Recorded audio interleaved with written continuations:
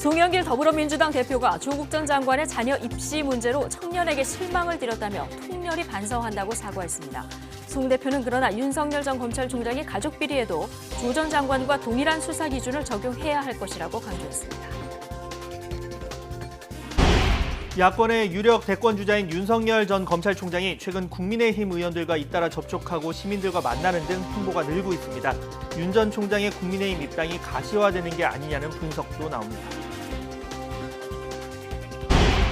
코로나19로 등교 수업이 줄면서 지난해 중학교 3학년과 고등학교 2학년 학생들의 기초 학력이 크게 떨어진 것으로 나타났습니다.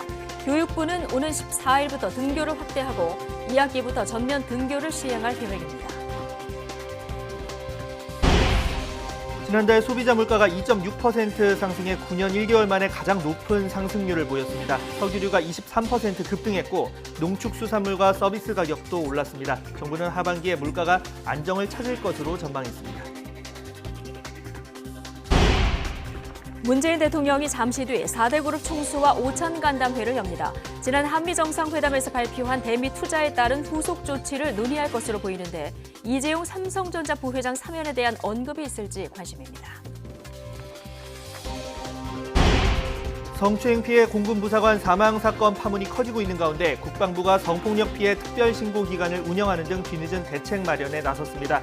공군 내에서 남성 하사가 여군들을 상습 불법 촬영했다는 추가 폭로도 나왔습니다. 시청자 여러분 안녕하십니까? 6월 2일 뉴스앤 이슈 시작합니다. 조국 전 법무부 장관의 회고록 출간으로 공정성 논란에 다시 불이 붙은 가운데 민주당 송영길 대표가 조국 사태에 대해서 공식 사과하면서 윤석열 전 총장 가족에게도 동일한 검찰 수사 기준이 적용돼야 한다고 밝혔습니다. 이런 가운데 야권에서는 그동안 대선 수업을 받아온 윤석열 전 검찰총장이 국민의힘 의원들과 잇따라 접촉하면서 본격적인 행보에 나섰습니다. 자세한 내용 국회 취재기자 연결해서 알아보겠습니다. 이경국 기자. 네, 국회입니다. 네, 민주당 소식부터 알아보죠. 송영길 대표, 조국 사태와 관련해서 공식 사과의 뜻을 밝혔죠? 네, 그렇습니다. 민주당 송영길 대표는 오늘 오전 10시 반 민심 경청 결과 보고회를 진행했습니다. 당대표 취임 한 달을 맞아서 그간 접해왔던 민심에 대한 당 입장을 밝히고 기자들과의 질의응답도 진행했는데요. 이 자리에서 송 대표는 조국 사태에 대한 사과의 메시지를 밝혔습니다. 송 대표는 조국 전 장관의 재판 등 법률적 문제에 대해서는 결과를 지켜봐야 한다면서도 이 공정의 가치가 훼손됐다고 말했습니다. 이어 우리가 자신과 자녀 문제의 원칙을 지켜왔는지도 통렬하게 반성해야 한다고 강조했는데요. 직접 들어보겠습니다. 수많은 청년들에게 좌절과 실망을 주는 일이었습니다. 민주당은 국민과 청년들의 상처받은 마음을 헤아리지 못했던 점을 다시 한번 사과드립니다. 네, 다만 송 대표는 검찰이 윤석열 전 검찰총장 가족 비리도 엄중히 다뤄야 할 것이라는 뜻을 밝혔는데요. 이어서 한번 들어보겠습니다. 조국 전 장관 가족에 대한 검찰 수사의 기준은 윤석열 전 검찰총장의 가족 비리와 검찰 가족의 비리에 대해서도 동일하게 적용되어야 할 것입니다. 네, 최근 조국 전 법무부 장관의 회고록 출간으로 조국 사태를 둘러싼 공정성 논란이 재점화한 상황인데요. 4.7 재보궐선거 참패 이후 민주당은 민심 수습에 주력해오던 중인 만큼 이 같은 상황을 무겁게 인식한 것으로 풀이됩니다. 다만 친문 의원을 중심으로 이견이 있었던 데다 열성 지지층의 거센 반발도 터져나오고 있어서 이 자칫 내홍으로 번질 가능성도 있습니다. 오늘 송 대표는 오거돈, 박원순 전 시장의 성비위 사건을 두고도 재차 사과했고 LH 직원의 투기 문제에 대한 엄벌 조치도 함께 약속했습니다. 네, 이번에 야권 상황 보겠습니다. 유력 대권 주자로 꼽히고 있는 윤석열 전 검찰총장, 최근 눈에 띄는 행보가 크게 늘었다고요? 네, 맞습니다. 윤석열 전 검찰총장 지난 3월 퇴임한 이후 잠행을 이어가며 전문가들을 만나 물밑 대선 수업을 받아왔는데요. 최근 국민의힘 의원들과 잇따라 접촉하면서 보폭을 넓히는 모양새입니다. 가장 먼저 지난달 25일 초선인 윤희숙 의원을 만나 함께 정치를 하자고 제안하며 각종 현안도 논의했는데요. 윤 의원은 그간 문재인 정부 핵심 정책인 최저임금 인상과 주 52시간 근무제 그리고 국민연금 문제 등을 적극적으로 비판해온 인물입니다. 윤 전 총장이 정부의 경제정책 비판에 무게를 두고 있음을 엿볼 수 있는 대목입니다. 이후 정진석, 권성동 의원을 만나서는 이 처가 의혹을 적극적으로 해명하거나 국정 운영을 비판하기도 했고 유상범 의원과 통화하며 신당 창당이나 제3지대 생각이 없다는 뚜렷한 입장도 밝힌 것으로 전해졌습니다. 이에 따라 윤 전 총장의 국민의힘 입당이 가시화되는 거 아니냐는 분석이 나오는 상황인데요.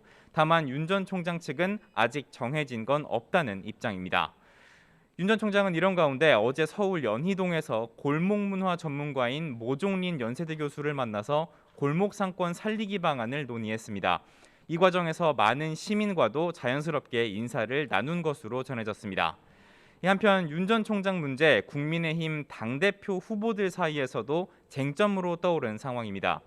윤 전 총장 영입을 포함한 대선 경선 관리 문제를 두고 앞선 토론회 등에서 후보들 사이 격론이 벌어졌던 건데요. 이 당권 주자들은 오늘과 내일 각각 부산과 대구에서 합동 연설회를 진행합니다. 차기 당대표는 당원 투표 70%, 여론조사 30%를 합산해서 선출이 되는데 당원이 집중된 지역에서 잇따라 행사가 열리는 겁니다. 윤 전 총장 관련 어떤 언급이 나올지 또 당심을 얻기 위해 후보들이 어떤 발언을 내놓을지에 많은 관심이 쏠리고 있습니다. 지금까지 국회에서 전해드렸습니다. 네, 오늘은 코로나19 환자가 처음 보고된 지 500일이 되는 날입니다. 자, 어제 신규 확진자 수는 엿새 만에 다시 600명대로 올랐습니다. 주 초반 잠시 주춤하다가 중반부터 다시 신규 확진자 규모가 급증하는 양상이 이번 주에도 되풀이되고 있는데요. 취재기자 연결해서 자세한 내용 들어보겠습니다. 김종균 기자. 네, 사회부입니다. 네, 자, 사흘 연속 400명대를 기록했었던 신규 확진자 다시 600명대 중반으로 올라왔군요. 네, 그렇습니다. 오늘 0시 기준 신규 확진자는 677명입니다. 전날보다 218명이 늘어나 엿새 만에 600명대 중반을 기록했습니다. 주말과 휴일 영향이 사라지면서 다시 확진자가 늘어난 것입니다. 감염 경로를 보면 국내 발생이 654명, 해외 유입이 23명입니다. 지역별로는 서울이 216명, 경기 188명, 인천 19명으로 수도권만 463명입니다. 비수도권에선 대구가 39명으로 가장 많고 대전 23명, 부산과 경남이 각각 19명입니다. 코로나19 관련 사망자는 2명 더 늘었고 위중증 환자는 7명 줄어 151명입니다. 백신 접종도 속도를 내고 있습니다. 어제 하루 1차 접종자는 56만 5천여 명으로 접종률은 12.4%로 조금 늘었습니다. 또 2차 접종은 2만 5천여 명으로 접종률은 4.3%입니다. 접종 후 이상 반응 의심 신고는 이틀간 2,200여 건이 더 들어왔습니다. 이 중 사망 의심 신고가 10건, 아나필라식스 의심 사례가 8건, 신경계 이상 반응 등이 117건이었습니다.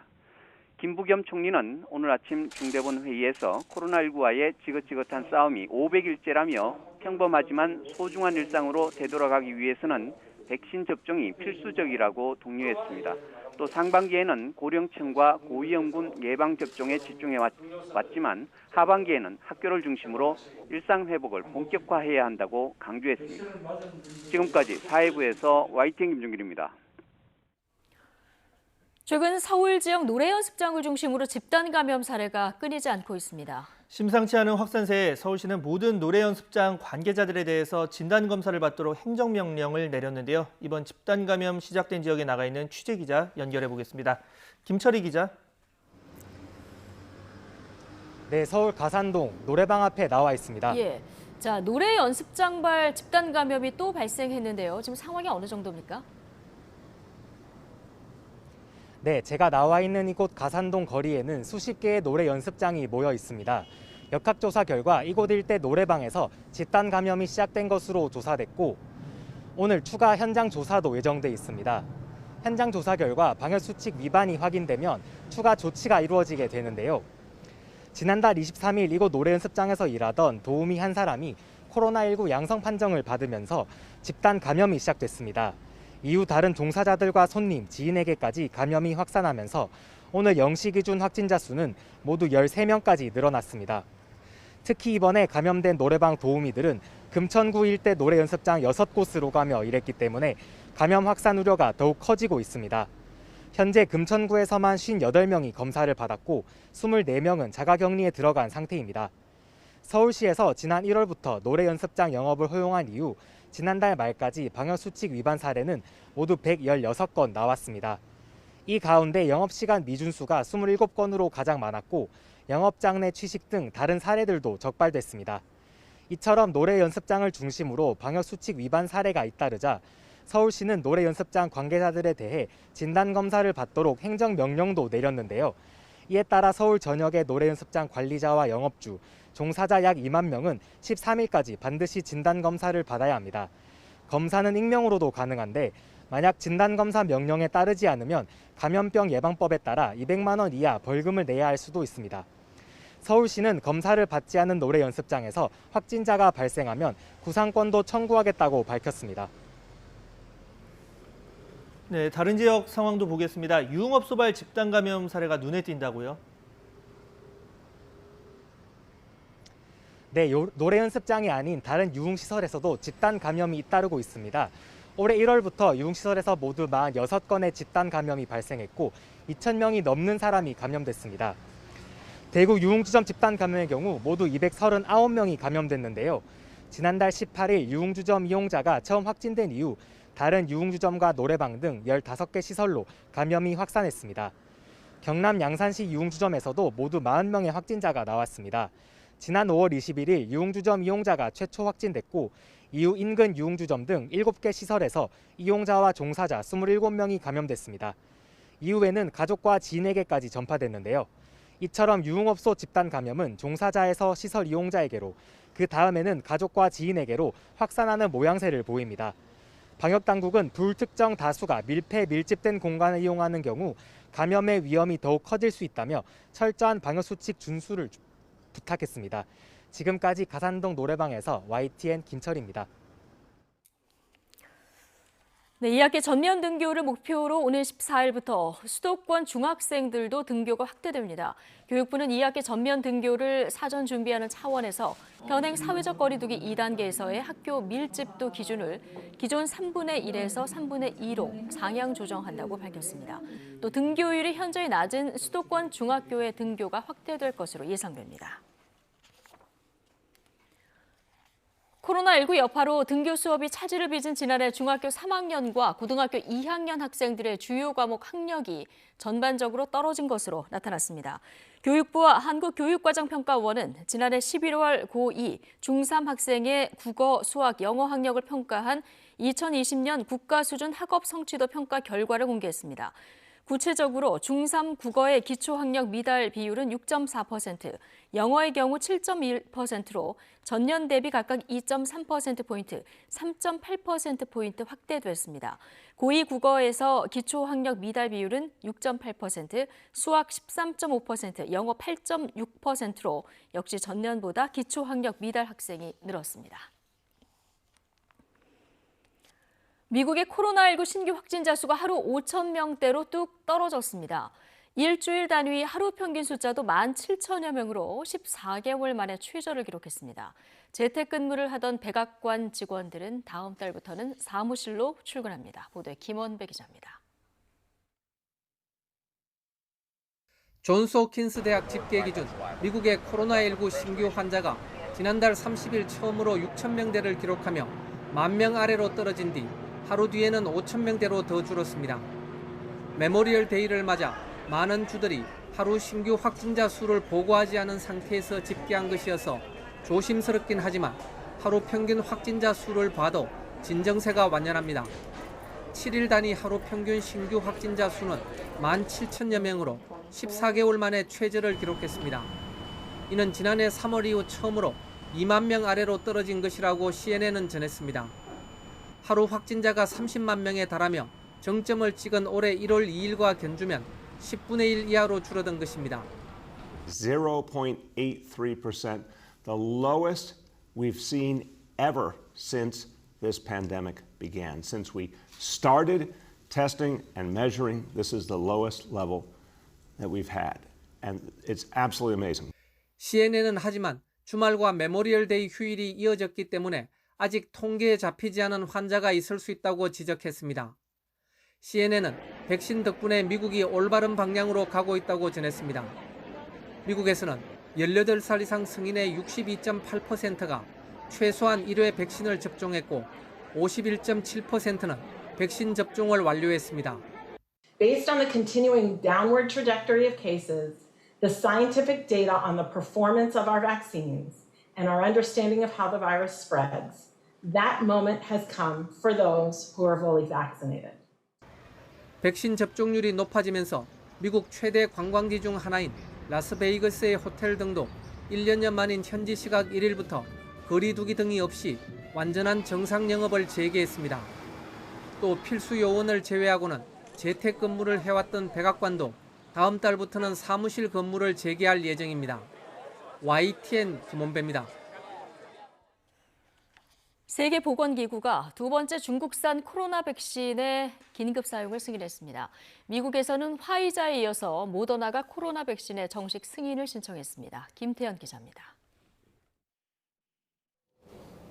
세계보건기구 WHO가 중국 제약사 시노백이 개발한 코로나19 백신의 긴급 사용을 승인했습니다.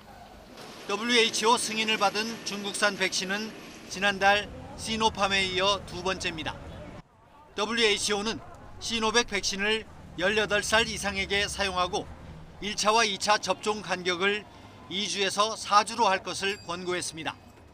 이 백신은 WHO의 8번째 긴급 사용 목록에 올라가면서 국제 공동 구매와 분배 프로젝트인 코백스를 통할 수 있게 됐습니다. The easy storage requirements of CoronaVac make it very suitable for low resource settings. It's now the 8th vaccine to receive EUL by WHO. 시노백 백신은 인도네시아와 브라질, 필리핀, 태국 등에서 긴급 사용 승인을 받았지만 예방 효과와 안전성을 둘러싼 논란이 이어지고 있습니다. 미국에서는 화이자에 이어 모더나도 코로나 백신 정식 승인을 신청했습니다. 모더나는 미 식품의약국 FDA로부터 백신 품목 허가를 받기 위해 자료 제출 절차를 시작했다고 발표했습니다. 품목 허가가 나오면 모더나 백신은 다른 의약품처럼 시장에서 직접 소비자에게 판매될 수 있습니다. 모더나 백신은 지난해 12월 FDA의 긴급 사용 승인을 받았고 이후 미국에서 모두 1억 2,400만 회분이 접종됐습니다. 앞서 화이자는 지난달 7일 FDA에 코로나 백신 품목 허가를 신청했습니다. YTN 김태현입니다. 공군의 한 여성 부사관이 성추행 피해를 신고한 뒤 스스로 목숨을 끊은 사건의 파장이 커지는 가운데 이 공군 내 또 다른 성범죄가 있었다는 추가 폭로가 나왔습니다.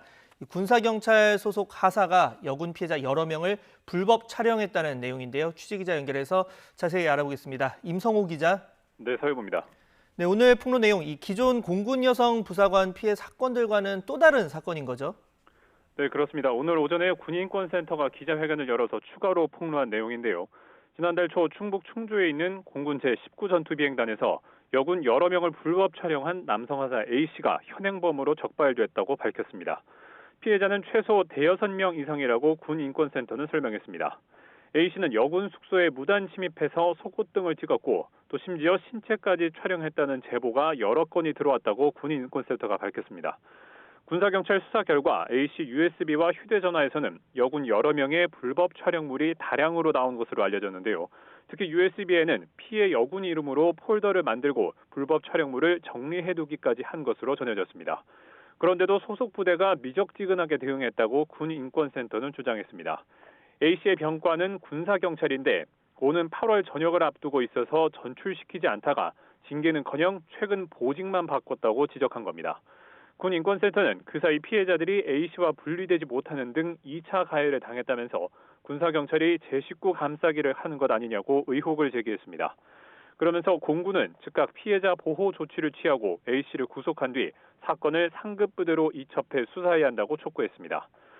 군인권센터는 또 최근 공군 내에서 연일 성범죄가 폭로되는 등 부대 관리 문제가 드러나고 있다면서 책임 있는 군 수뇌부 경질이 불가피하다고 주장했습니다. 지금까지 사회부에서 YTN 임성호입니다.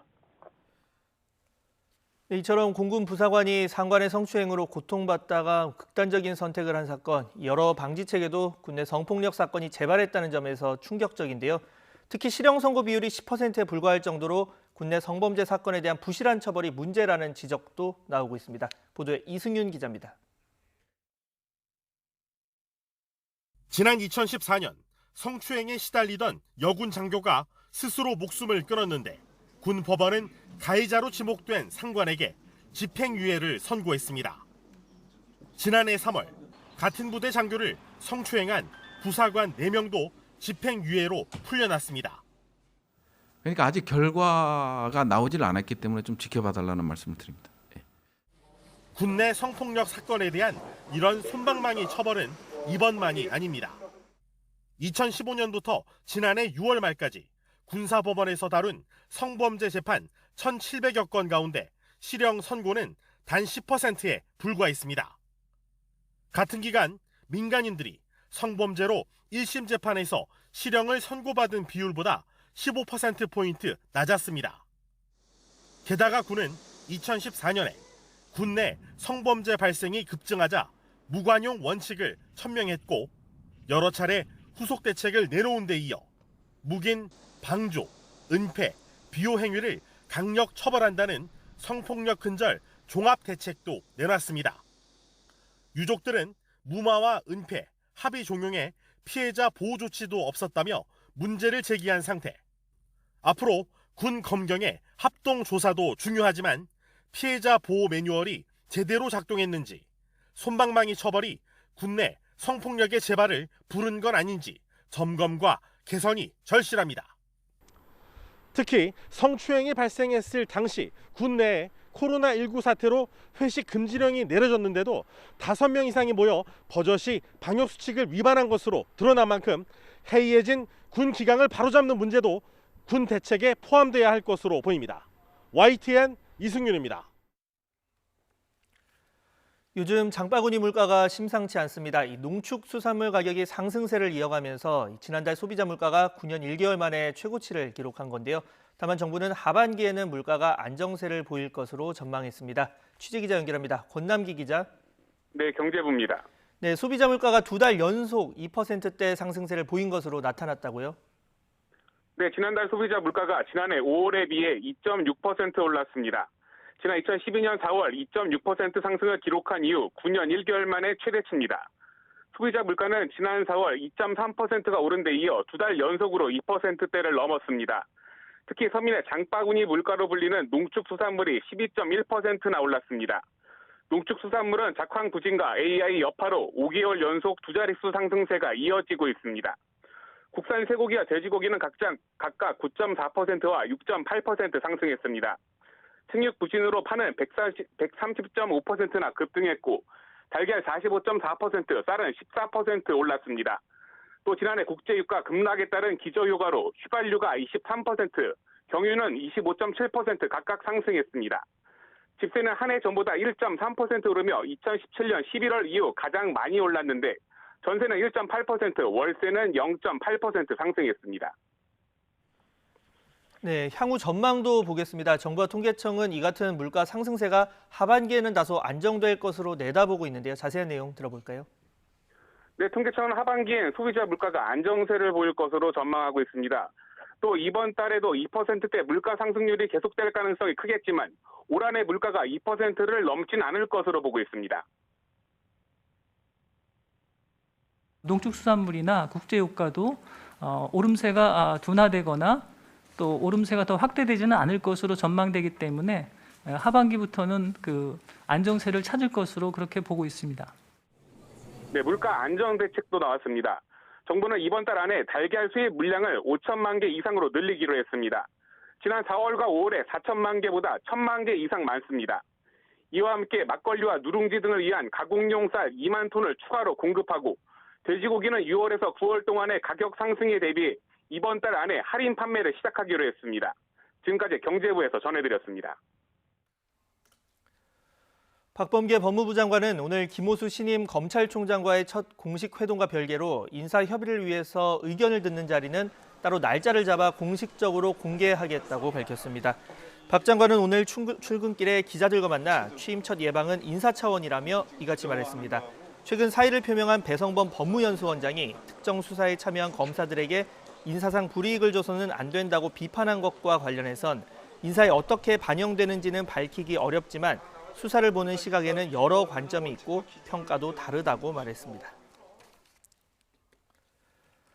김호수 신임 검찰총장은 법무부에서 추진하고 있는 검찰 조직 개편안에 대한 검찰 내부의 우려를 박범계 법무부 장관에게 전했다고 밝혔습니다.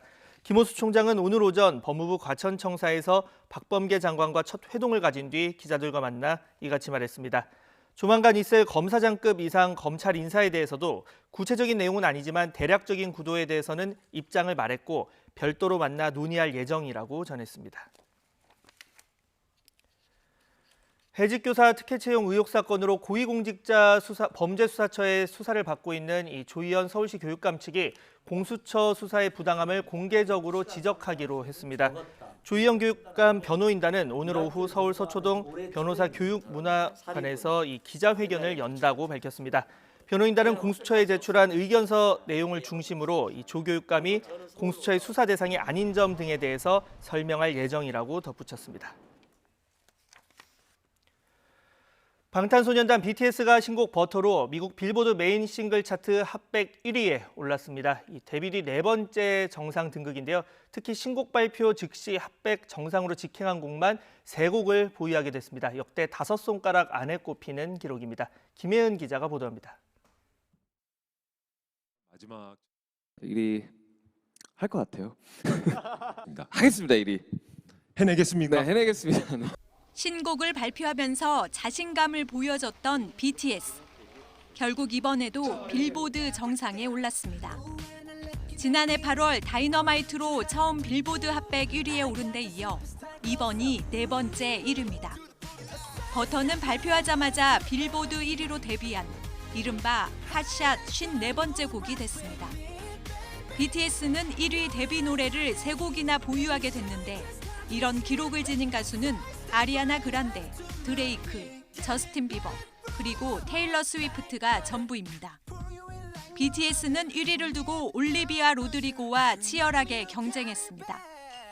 지난 1월 핫백 1위로 데뷔한 신인 가수 올리비아 로드리고는 무려 8주 동안 1위를 지켜낸 괴물 신예로 통합니다. 이번에도 신곡 구포유를 발표하자마자 핫백 1위에 올랐지만 BTS 버터의 등장에 뒤로 밀려났습니다. 빌보드 핫백 순위는 음원 판매량과 라디오 방송, 스트리밍, 유튜브 조회수 등을 종합해 점수로 집계해 결정합니다. 버터는 스트리밍에서는 올리비아에 한참 뒤졌지만 디지털 음원 판매량이 압도적이었습니다. 그만큼 팬덤이 늘었고 또 팬이 아니더라도 이제 이 음악 또 방탄소년단의 새로운 움직임을 기다리는 사람이 늘었다는 뜻으로 분석할 수 있을 것 같아요. 또 기네스 기록에 오를 정도로 폭발적인 유튜브 조회수를 기록한 것도 한몫했습니다. 버터 발매 전부터 미국 유명 DJ들이 SNS를 통해 홍보에 나선 이후 라디오 방송에서도 선전했습니다. 다이너마이트보다 빠른 기록을 쌓으며 빌보드 첫 주 1위를 달성한 버터. 장기 흥행 노래로 자리매김할지도 관심입니다. YTN 김혜은입니다.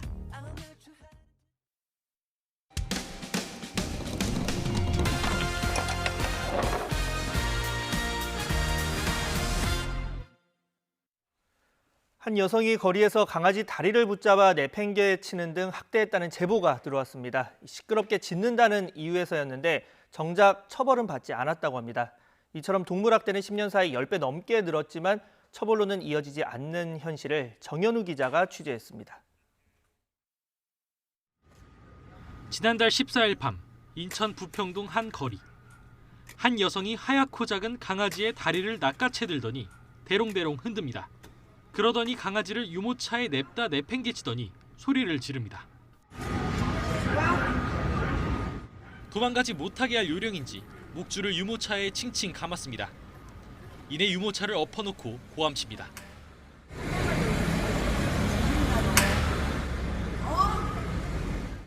이 여성은 술집에서 나와 강아지를 때리기 시작한 것으로 전해졌습니다. 주변에 있던 사람들은 당시 상황을 동영상으로 찍었지만 미처 범죄라 생각하지 못했습니다. 손바닥으로 엉덩이 쪽을 가격을 한 거죠. 세게 쳤습니다. 경찰이 이런 것까지 이런 게 있는지 아직 인지를 못해가지고 신고를 차마 못했습니다. 경찰에 들어온 신고도 없어 강아지를 때린 여성을 처벌할 길은 당장 없어 보입니다. 부평동은 보통 강하게 맞긴 한데 졸타까지는 지금 수사 진행 중인 게 없는 걸로 확인됐습니다. 경찰에 적발된 동물학대는 지난 10년 동안 10배로 급증했지만 실제 처벌로 이어지는 경우는 10%도 안 됩니다. 실제로 지난해 12월 목줄을 잡고 쥐를 놀이하듯 개를 공중에 돌려 공분을 샀던 20대 2명에겐 1심에서 벌금 100만 원이 선고됐습니다. 동물보호 단체들은 법원 판결과 양형이 동물권 인식 수준을 따라가지 못한다고 비판합니다. 보여져 있는 동물보호법에 기반으로 해서 판결을 내리고 그리고 그래서 아까 말씀드린 그런 사각지대에 놓인 학대 행위가 있음에도 불구하고 제대로 처벌을 받지 않는 그리고 빠져나가게 되는 그런 상황들이 벌어지고 있는 거거든요. 전문가들은 또 일선 재판부가 과거 판례를 참고해 동물학대 관련 판결을 이어가고 있다고 지적합니다. 법원이 동물권에 대해 전반적인 논의를 다시 시작해 진취적인 판결을 내릴 필요가 있다는 겁니다. 반려동물들의 학대를 하는 것은 결국 사람에 대한 학대와 동등한 정도의 학대라고 보시는 시각이 있는 거잖아요. 반려동물 인구는 1,500만 명을 넘어섰지만 인식 개선보단 동물학대만 늘고 있습니다. YTN 정현우입니다.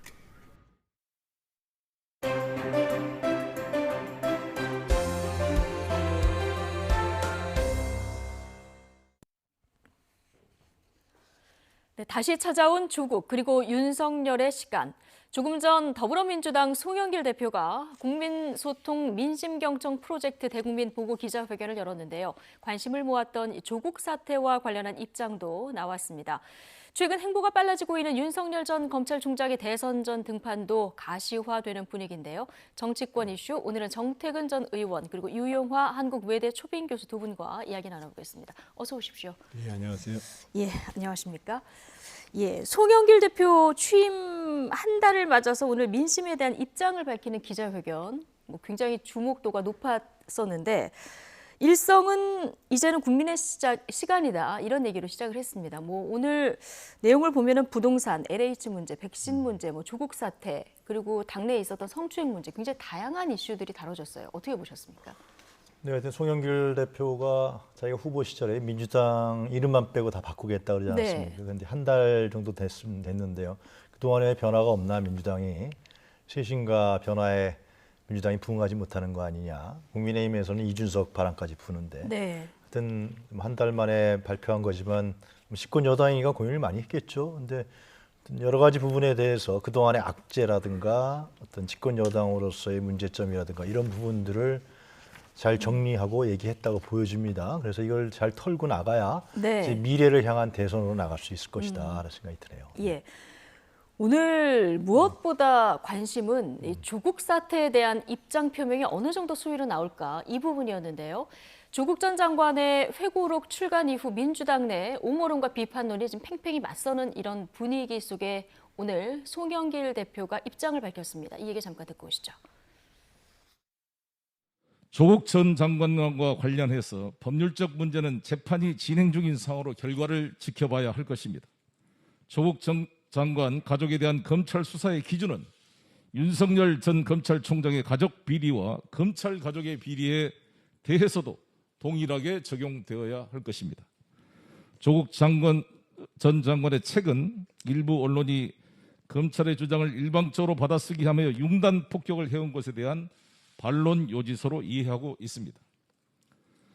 법률적 문제와는 별개로 자녀 입시 관련 문제에 대해서는 조국 전 장관도 수차례 공개적으로 사과했듯이 우리 스스로도 돌이켜보고 반성해야 할 문제입니다.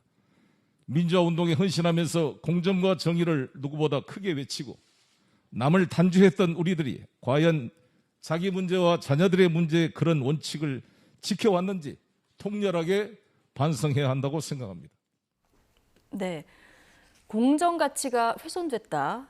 자녀 입시 문제 청년들이 좌절한 것에 대해서 통렬히 반성한다. 자, 이런 얘기를 좀 듣고 오셨습니다. 재보선에 패배한 다음에 민주당이 쓴 보고서가 나왔는데 여기서 내로남불에 대한 지적이 상당했습니다. 오늘 송영길 대표의 이 조국 사태에 대한 입장 듣고 오셨는데 충분한 정도의 입장 표명이라고 보십니까? 뭐 당내 사정을 고려했으니까는 뭐 저 정도면은 뭐 당 대표로서는 여러 가지 고려를 한 정도의 상황이라고 봐야 되는데 네. 서두에 국민의 시간이라고 그랬잖아요. 그렇죠. 국민들이 과연 어떻게 보고 있는가 민주당에 대해서. 그러니까 조국 사태의 핵심은 소위 조국과 조국 가족들의 비리 문제에 대해서 민주당의 상당수가 그리고 거의 민주당 전체가 비호하면서 국민이 분열됐다라는 데 문제가 있는 거예요. 그러니까 지금 특히나 뭐 20대, 30대들의 취업 문제 또는 뭐 입시 문제에 관련한 좌절감 이렇게 얘기를 했는데 그게 아니고 왜 조국 가족에 대해서만 저렇게 특별하게 민주당이 비호를 해야 되느냐.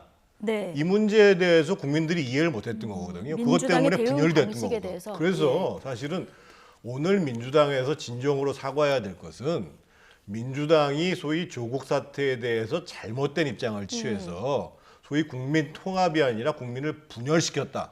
이 점에 대해서 깊이 반성한다. 그리고 한 발 더 나가면 앞으로는 사실은 그때 적극적으로 비호했던 사람들이 좀 전면에 등장하지 않도록 하겠다.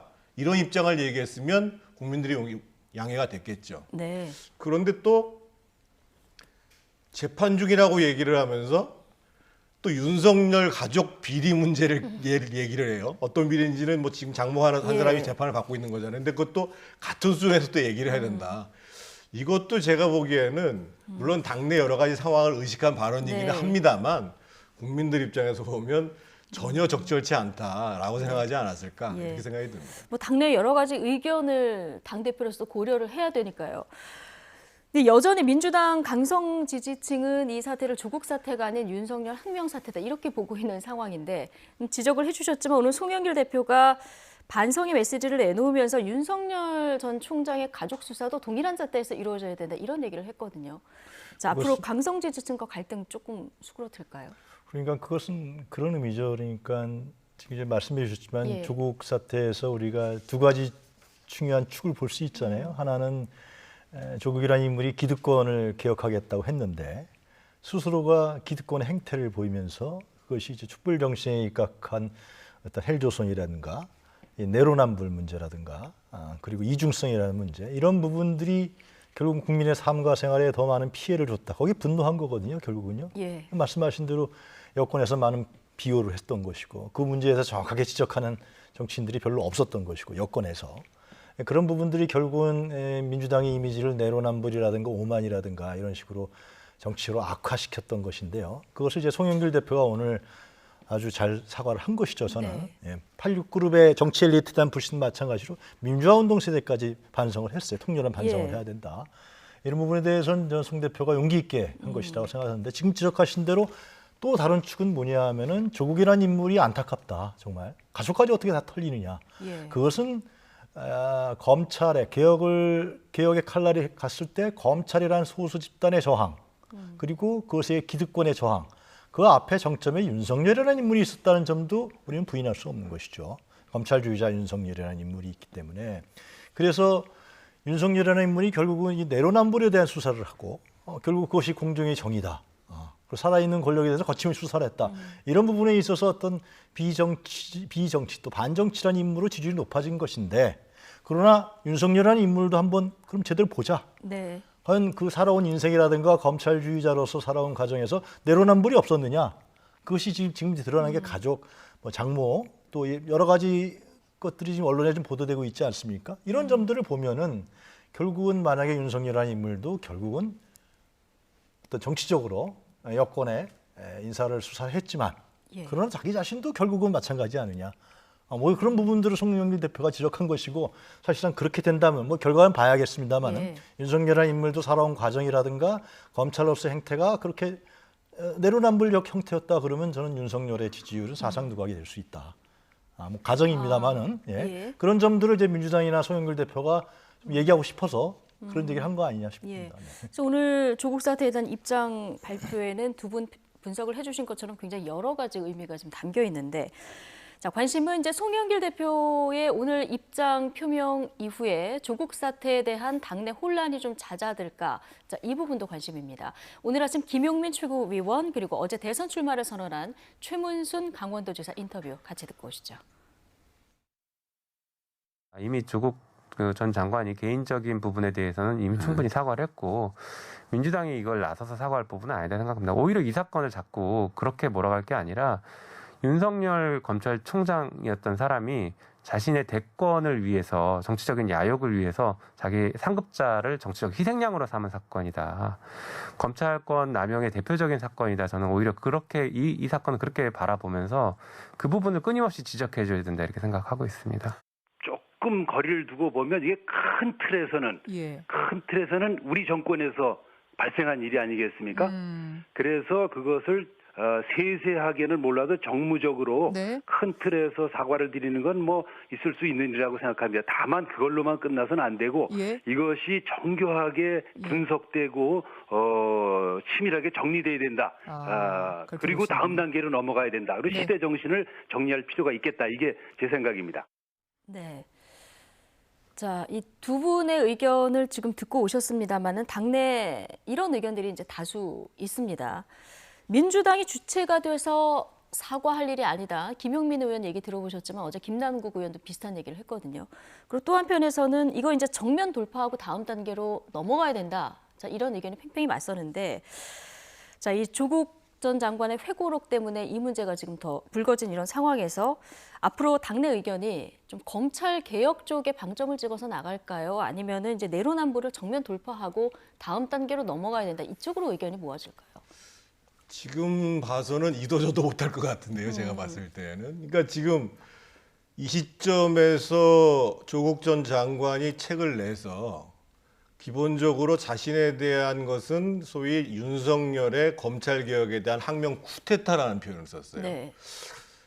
형사법을 전공하신 분이 검찰이 시스템을 가지고 수사를 하는 걸 가지고 항명 쿠데타라고 얘기할 수가 있는지도 잘 모르겠는데 거기에 대해서 똑같이 지금 민주당 내에 있는 소위 강경파들이 그런 생각을 갖고 있어요. 네. 그런데 한번 생각을 해보시죠. 과거에 김영삼, 김대중 대통령은 아들이 구속이 됐습니다. 노무현 대통령 당시에는 그 형 노건평 씨하고 오른팔이라고 얘기하는 안희정 씨가 구속이 됐었어요. 예. 아니 이명박 정부 때에는요. 그 형 이상득 부의장 그리고 친구인 천신혜 씨, 최측근인 최시중 씨가 구속이 됐어요. 그런 걸 놓고 봤을 때 왜 이 조국과 그 일가족의 비리 문제만을 가지고 이게 무슨 검찰의 쿠데타다고 얘기하는 이런 식의 인식들을 아직도 갖고 있다는 것이죠. 그런데 그 문제에 대해서 지금 민주당이 명확한 입장을 정리하고 있지 못한 거예요. 제가 봤을 때는 송영길 대표는 최선을 다했습니다만 조금 더 이 문제에 대해서 과감하게 끊고 갔어야 되죠. 예를 들면 김종인 전 비대위원장이 그 국민의힘에 있을 때 아주 정면으로 전직 대통령 문제를 사죄를 하잖아요. 그리고 광주에 내려가서 5.18 문제와 관련해서 사과를 하잖아요. 그렇게 아주 분명하게 사과를 하지 않는 이상 과연 이 당내 문제, 더더군다나 이렇게 정말 이해할 수 없는 시기에 책을 내는 조국 장관이나 그것을 또 옹호하고 있는 민주당의 상당수의 세력이 존재하는 과정 속에서 이런 식의 정도의 대응을 가지고 민주당이 조국 문제를 정리할 수 있을까? 잘 정리 안 된다고 보여요. 근데 송영길 당대표가 더 분명하게 입장을 정리했다고 하면 그렇게 되면 이제 강경파의 어떤 그 검찰개혁에 방점을 찍는 목소리도 여전히 나오는 상황에서 그렇다면 그 혼란이 더 줄어들 가능성이 있는 걸까요? 당대표의 기자회견은 민주당의 공식적인 의견이죠. 송영길 개인의 의견이 아닌 것이죠. 그동안에 송영길 대표가 여러 의견들을 다 취합했을 것이고요. 뭐 초선의원, 중진의원 다 그 모임을 가졌잖아요. 그 속에서 나온 얘기들을 종합 정리해서 대표로서 이번에 조국 사태에 대해서 자기 입장을 밝힌 거란 말이죠.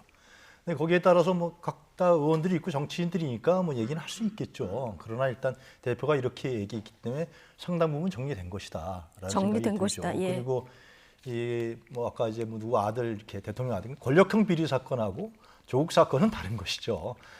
조국 전 장관이 법무부 장관에 취임하지 않았다면은 그 가족 비리라 이런 부분이 터져 나왔겠어요? 그러면서 검찰이 수사를 시작한 것이거든요. 그러나 이제 김용민 의원도 검찰 개혁에 많이 앞장섰지만 조국 이코르 검찰 개혁이라고 등치하는 이러한 어떤 공학적 셈법은 이제 그만둬야 되는 것이죠. 예. 이제 검찰 문제라든가 조국 문제라든가 부동산 문제라든가 각종 여태까지의 문재인 정부에서의 실정 부분들 이런 부분들에 대해서는 과거니까 정리를 하고 이제는 대선 후보 경선에 있어서의 미래 문제를 얘기해야 되는 겁니다. 어떻게 국민들을 잘 살게 할 것이냐. 뭘 대선 후보 주자들이 조국 문제 갖고 계속 얘기한다 그러면은 지금 국민의힘 같은 경우는 세대 교체 바람을 보면 이준석 돌풍이 불고 있는데 민주당은 과거에 덧에만 해서 뭐 친문 지원을 받느니 친문 국회의원이 우리 캠프에 몇 명이 와 있느니 이런 식의 조국 문제에 대해서 난 이렇게 생각. 그거 갖고 결국 대선을 이길 수 있겠습니까? 절대로 못 이기는 것이죠. 아무리 문재인 대통령이 지지 올라간다 그래도 그런 측면에서 봤을 때는 최문순 지사의 정무적 판단이라는 부분들은 중요하다 보여지는데 이쯤에서 뭐 잘한 것도 있고 잘못한 게 있겠지만은 과거의 문제에 대해서는 정리를 빨리 하고 그다음에 미래의 문제. 유권자 선택을 보면은 유권자 선택에서 포스트로 들어가는 부분이 그 어느 후보가 미래형 전망을 제시하는 거. 근데 민주당은 계속해서 대선 주자들끼리 예를 들면 당내에서 이런 과거 갖고 한다. 그러면 국민들이 과연 투표를 줄까요? 절대로 안 준다는 거죠. 빨리 정리를 하고 미래형으로 문재인 정권도 뛰어넘는 그러한 미래형으로 나가는 것이 대선 경선에서 이깁니다. 대선을 앞두고 있는 어떤 시기적인 것도 당내 의원들이 잘 알고 있기 때문에 이제 오늘 송영길 대표 입장 표명은 어느 정도 이제 정리가 될 것이다. 자, 이렇게 보시는 건데요. 자, 조국의 시간에 맞선 윤석열의 시간도 지금 본격 시작이 된 것 같습니다. 곧 대선 캠프 차린다 이런 보도도 일부에서 나오는데요. 자, 조국 전 장관의 회고록과 윤석열 전 총장의 등판에 어느 정도 뭐 영향이 있을까요? 조국 전 장관은 뭐 윤석열의 등장을 좀 의식했는지 모르겠습니다만 윤석열 전 총장은 뭐 본인의 스케줄대로 지금 가고 있는 것 같아요. 그래서 지금 뭐 캠프를 대규모적으로 구성하는 것이 아니라 본인이 여러 가지의 이제 이 정치적 그 활동 그리고 대선과 관련된 준비 활동을 하기 위한 최소 정도로 준비를 하고 있는 것이고 아마 이제 본격적인 정치 활동은 그 국민의힘의 전당대회가 끝나서 새로운 대표가 선출이 되고 그리고 이제 어찌됐든 뭐 향후에 어떻게 국민의힘이 대선 일정을 가져가겠다라는 부분들을 얘기를 하겠죠. 거기에 맞춰서 이제 윤석열 총장을 움직일 것 같고 지금 봐서는 뭐 자연스럽게 지금 대중적인 접촉 국면들을 넓혀가는 활동들을 아주 자연스럽게 지금 이미 하고 있는 것 같습니다. 예. 다양한 전문가들 만남은 계속 진행되고 있습니다. 저희가 조금 전에 이제 사진으로도 지금도 보여드리고 있습니다만은 어제는 골목길 경제학자로 유명하신 모종린 연세대 국제대학원 교수하고 골목 상권이 굉장히 발달된 곳이죠. 연희동에서 이제 식사도 하고 만남도 가졌다 이런 보도가 나왔습니다. 그러면서 이제 골목 상권 주인공은 청년이 돼야 된다 이런 메시지가 전해졌는데 이 만남에 대해서 또 다양한 해석들이 나와요.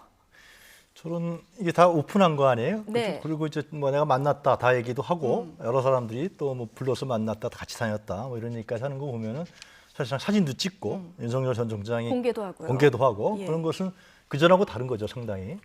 그건 제가 봤을 때는 결국은 이준석 바람 때문에 그렇다고 보여져요. 그러니까 그전에는 국민의힘이 별로 변할 가능성이 안 보였거든요.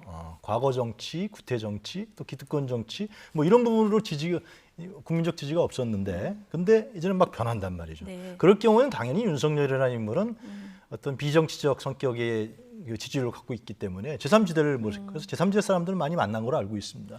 심지어 여권의 과거 사람들도 막 만났었잖아요. 만나서 의견을 조언하고 듣고 그런 부분을 봤을 때 최근에 이준석 바람이 불면서 이제는 이쪽에 흐름이 이쪽 가는구나 라는 판단을 좀 한 게 아니냐. 물론 들어간다고 좀 얘기한 건 아닙니다만은 그래서 국민의힘의 좀 전향적인 국회의원, 뭐 윤희숙 의원이라든가 아니면 충청권의 정진석, 뭐 같은 검찰을 했던 권선동 이런 의원들을 만나서 얘기도 듣고 그리고 이제 자기 세력들을 가서 경선해야 되니까 그런 포석까지 경선해야 되니까 그럼 자기 조직 지지 세력도 좀 있어야 되니까 그런 활동도 같이 하는 것이 아니냐. 그러나 제 가정입니다만 만약에 국민의힘이 변하지 않는다, 뭐 유성 바람이 완전히 받아들이지 않고 그러면은 또 이제 아마 윤석열 전 총장은 다른 생각을 가질 수도 있다 생각이 듭니다. 자, 윤 전 총장 각 분야 전문가들뿐만 아니라 지금 말씀하신 것처럼 최근에는 정치권, 특히 국민의힘 의원들과 접촉을 좀 늘리는 이런 모양새인데요. 지난 주말에 강릉에서 만남을 가진 권성동 의원, 윤 전 총장이 국민의힘 다수의 의원과 접촉한 것에 대해서 이렇게 의미부여를 했습니다. 이 얘기 잠깐 듣고 오시죠. 명색이 제가 4선 중진의원 아닙니까? 그래도 그렇죠. 뭐 원내대표까지 도전했던 중진의원인데 뭐 정진석 또 뭐 우리 당의 그렇죠. 여러 의원들하고 통화도 하고 만나기도 했지 않습니까? 이런 것을 종합해 보면은 윤 총장이 삼지대를 생각하지 않다는 반증이죠, 이것이. 굳이 우리 당 의원들을 만날 이유가 뭐가 있겠습니까? 그건 그렇죠. 결국은 대권 도전은 우리 당과 함께 하겠다는 그런 정치적 표현이다. 저는 그렇게 받아들이고 있습니다. 그리고 제가 아는 윤석열 총장은 굉장히 현실주의자입니다. 네, 윤 전 총장은 굉장히 현실주의자라서 지금 국민의힘 여러 의원을 접촉하는 것을 보면은 제3지대는 생각하고 있지 않을 거다. 이게 이제 권성동 의원의 얘기고요. 같은 당의 유상범 의원도 이제 비슷한 얘기를 했습니다. 윤 전 총장 정치 재개할 때 뭐 김종인 전 비대위원장이나 안철수 대표를 좀 먼저 만나지 않겠느냐 이런 의견도 많았는데 국민의힘 의원들을 직접적으로 이렇게 그것도 본인이 접촉을 먼저 만나자 얘기를 해서 만나는 이런 행동 어떻게 보십니까? 그러니까 저희가 현실주의자가 과연 뭐냐고 생각해 볼 필요가 있는데 현실주의자는 무조건 뭐 국민의힘이 좋다, 또 제3지대가 좋다가 아니라 어떤 길이 국민 다수를 향해서 가는 길인가라는 판단을 하는 거거든요. 만약에 국민의힘이 소위 보수뿐만 아니라 중도를 망라하는 국민의 다수의 방향으로 가면 그걸 선택하는 것이 현실주의인 거고, 그것이 아니라 국민의힘이 계속 강경한 우파의 모습으로 간다. 그러면 많은 국민들, 중도 실형을 바라고 있는 민생을 바라고 있는 그 국민들을 향해서 가는 게 현실주의자인 거죠. 그러니까 지금 윤석열 총장의 행보는 저는 이미 이제 지난번 4월 7일 날 서울시장 보궐선거 때부터 변화가 시작됐다고 봐야 되거든요. 왜냐? 4.7 재보궐선거를 국민의힘이 승리할 수 있었던 것은 문재인 정부의 실정도 있었습니다만 후보를 선택하고 정책을 만들어가는 과정들이 보수 진영을 넘어서서 중도 실용적으로 전환하기 시작했어요. 과거에 이명박 대통령이 당선될 때도 그렇고 심지어는 박근혜 대통령이 당선될 때에도 정책적으로 대전환을 하게 됩니다, 기본적으로. 그래서 저는 그런 거에 더해서 기본적으로 지금 20, 30대와 호남까지를 망라하는 그런 지지 기반을 얻고 그것을 대변해 나가겠다라고 국민의힘이 방향을 잡은 거예요. 그렇다고 봤을 때는 윤석열 전 총장 입장에서 보면 방향을 잘 잡고 있구나. 그리고 지금 만나가는 사람들을 이렇게 보면 당내에 상당히 나한테 우호적인 분들이 많이 있는데 굳이 바깥에서 큰 세력을 형성해가지고 마치 당을 접수하는 것처럼 하는 불편한 긴장관계 이걸 만들 필요 없다고 보는 거죠. 그래서 제가 봤을 때는 큰 측면에 있어서는 지금 큰 방향에 있어서도 국민의힘을 선택하는 것이 무리가 없고, 더더군다나 국민의힘 내부에 지금 윤석열에 대한 기대를 갖고 있는 세력들이 상당히 있다라는 부분들을 확인해 나가는 과정이라고 봐야죠. 윤석열 전 총장은 아직 결정된 게 아무것도 없다, 뭐 이런 얘기를 하고 있습니다만은 국민의힘 입당이 가시화됐다 이런 분석들이 좀 지배적으로 많이 나오는 것 같습니다. 만약 국민의힘에 입당하게 된다면 지금 거론된 뭐 정진석 의원이라든가 권성동 의원이라든가 윤희숙 의원 또 초선인데 직접 전화해서 만나자 해서 만났다고 합니다. 이런 분들이 조금 국민의힘 내에서 윤석열 전 총장과 같이 할 주축 세력이 될까요? 어떻게 보십니까? 그러니까 아마 지금 뭐 이준석 바람과 국민의힘이 상당히 변화할 것이라는 예견에 의해서 국민의힘에 적극적으로 접근하고 오픈한 측면도 있겠지만은 제 생각엔 제3지대라는 게 결코 쉽지 않거든요. 그게. 제3지대에서 정치 세력화라든가 어떤 연합 세력을 만들기 위해서는 바람이 새로운 신선한 바람이 불어야 되는 거죠. 그런데 과연 윤석열이라는 인물이 신선하고 새로운 바람에 입각해서 지지율이 높으냐? 그건 아니라는 거죠. 아까 말씀드린 대로 검찰 수사라든가 안티 문재인 이런 부분들에 의한 어떤 그런 반사적 성격이 강하기 때문에 그래서 아마 제3지대 사람들을 많이 만나봤을 거예요. 저도 뭐 제가 직접 많은 인물은 아닙니다만 정치권에 나오는 네. 얘기는 굉장히 많은 사람들을 만나왔다라는 얘기 들었거든요. 제3지대 모색을 했지만 결코 쉽지 않을 것 같다라는 판단을 좀 했을 것 같고 그런 측면에서 지금 이제 이준석 바람이 불면서 국민의힘이 상당히 달라지니까 내가 들어가도 그 이준석 바람을 제가 윤석열 전 총장이 타면서 같이 가능성이 있지 않겠느냐. 근데 아까 말씀드린 이제 그런 의원들을 만난 거는 제가 보기에는 이제 정치적인 포석이에요. 그러니까 이제 중요한 건 뭐냐면 윤석열이라는 인물이 정치권 밖에 있었잖아요. 예. 그렇기 때문에 더 지지율이 높았다고 저는 생각하거든요. 현 정치권에 대한 불신 때문에 이제 들어가서 그걸 만나면서 예전에 이제 그 진흙통에 들어가는 거거든요. 거기서 과연 윤석열이라는 인물의 어떤 이미지라든가 컨텐츠를 뭐로 제시할 거냐. 그건 우리 한 번도 본 적이 없단 말이죠, 지금. 검찰주의자로서 그냥 남아서 할 것이냐. 아니면 다른 진짜 새로운 미래를 건설할 수 있는 이러한 리더십을 보여줄 것이냐. 이 부분에 대해서는 아직도 퀘스천 마크가 많은 거죠. 예. 뭐 전해지진 않았어도 제3지대 인물도 두루두루 만났을 것이고 거기까지 다 만나보고 현실적인 판단을 좀 윤석열 전 검찰총장이 하고 있을 것이다. 현재적으로는 그런 거죠. 근데 변할 수도 있는 거죠. 예, 알겠습니다. 자, 윤 전 총장의 빨라진 행보 속에 국민의힘 당대표 선거도 지금 열기를 더해가고 있는데요. 어제 2차 TV 토론회가 있었죠. 자, 여기서 이런 질문이 나왔습니다. 윤 전 총장과 연락을 하고 있는 분이 있느냐. 자, 국민의힘 당권 주자는 어떤 반응이었을까요? 보고 오시죠. 두 분이 연락을 하고 있다고 말씀하셨는데 어떻게 언제 연락하셨는지 여쭤봐도 될까요? 뭐 자세히 말씀드리는 것은 적절하지 않다고 생각합니다. 저는 뭐 우리 야권 후보들 모두를 우리 당에 모시고 오는 것은 당대표의 가장 중요한 책무라고 생각을 합니다. 그런 의미에서 직접 간접적으로 이 야권 후보가 될 수 있는 분들 또 우리가 이 안철수 당대표를 포함해서 모두와 소통 관계를 가지고 있는 것은 매우 중요하다는 생각이고요. 그런 의미에서의 신뢰관계가 충분히 있다 이런 말씀을 드립니다. 저는 한 3주 전에 어느 토론회에서 제가 당대표가 되면 윤석열 전 총장을 즉각 입당시키겠다 이렇게 말씀을 드렸는데 그 이후에 그런 반박이 전혀 없었고 또 어제 오늘은 입당 가능성까지 비쳤다. 그 정도로만 말씀을 드리겠습니다. 네. 어제 TV 토론에는 OX 퀴즈가 상당히 재밌더라고요. 질문이 나는 윤석열 전 총장과 연락을 하고 있다 이런 질문이었는데요. 나경원, 주호영 전 원내대표만 O, 나머지는 X. 자, 이 두 후보도 연락은 하고 있는데 이제 구체적인 언급을 피한 이런 상황인데요. 외부 인사 영입 누가 적임자일까요? 저는 저 질문이 어제 굉장히 좀 부적절했다고 부적절했다. 봐요. 예. 그러니까 당대표를 하겠다고 하시는 분이 지금 뭐 윤석열 전 총장을 만날 수도 있고 안 만날 수도 있는 거예요. 근데 마치 윤석열 전 총장하고 지금 뭐가 조금 가까우면 뭐 더 이미지에 또는 능력이 뭐 있는 것처럼 이렇게 보여지는 건 별로 적절치 않거든요. 그리고 국민의힘 당대표 경선인데. 그러니까 말이에요. 그래서 지금 중요한 문제는 이런 것 같아요. 여태까지 쭉 토론을 이렇게 보니까 그 대선을 어떻게 이기겠다라는 거에 대한 뭔가 확실한 게 없어요, 사실은요.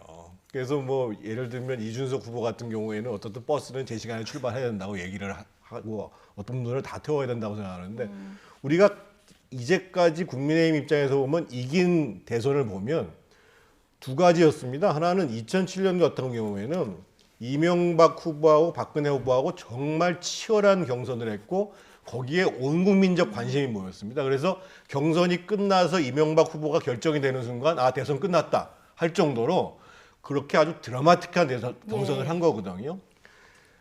박근혜 후보 같은 경우에는 압도적인 지지에다 더해서 자기의 정치적 전환과 비대위를 만들어가지고 큰 변화하는 과정들을 보여주면서 예를 들면 지역균형 발전에 대한 문제, 경제민주화 문제를 들고 나오면서 그래서 저는 지금 뭐 경선을 예정대로 하겠다 또는 뭐 누구를 언제까지 데려오겠다 이게 중요한 문제가 아니라 실제로 그러면 대선에서 승리할 수 있는 구체적인 전략, 계획 이것에 대해서 뭔가 좀 당대표들이 좀 자신 있게 얘기했으면 좋겠는데 그 점에 대해서는 아직까지 좀 깊이 있는 토론이 안 되는 것 같습니다.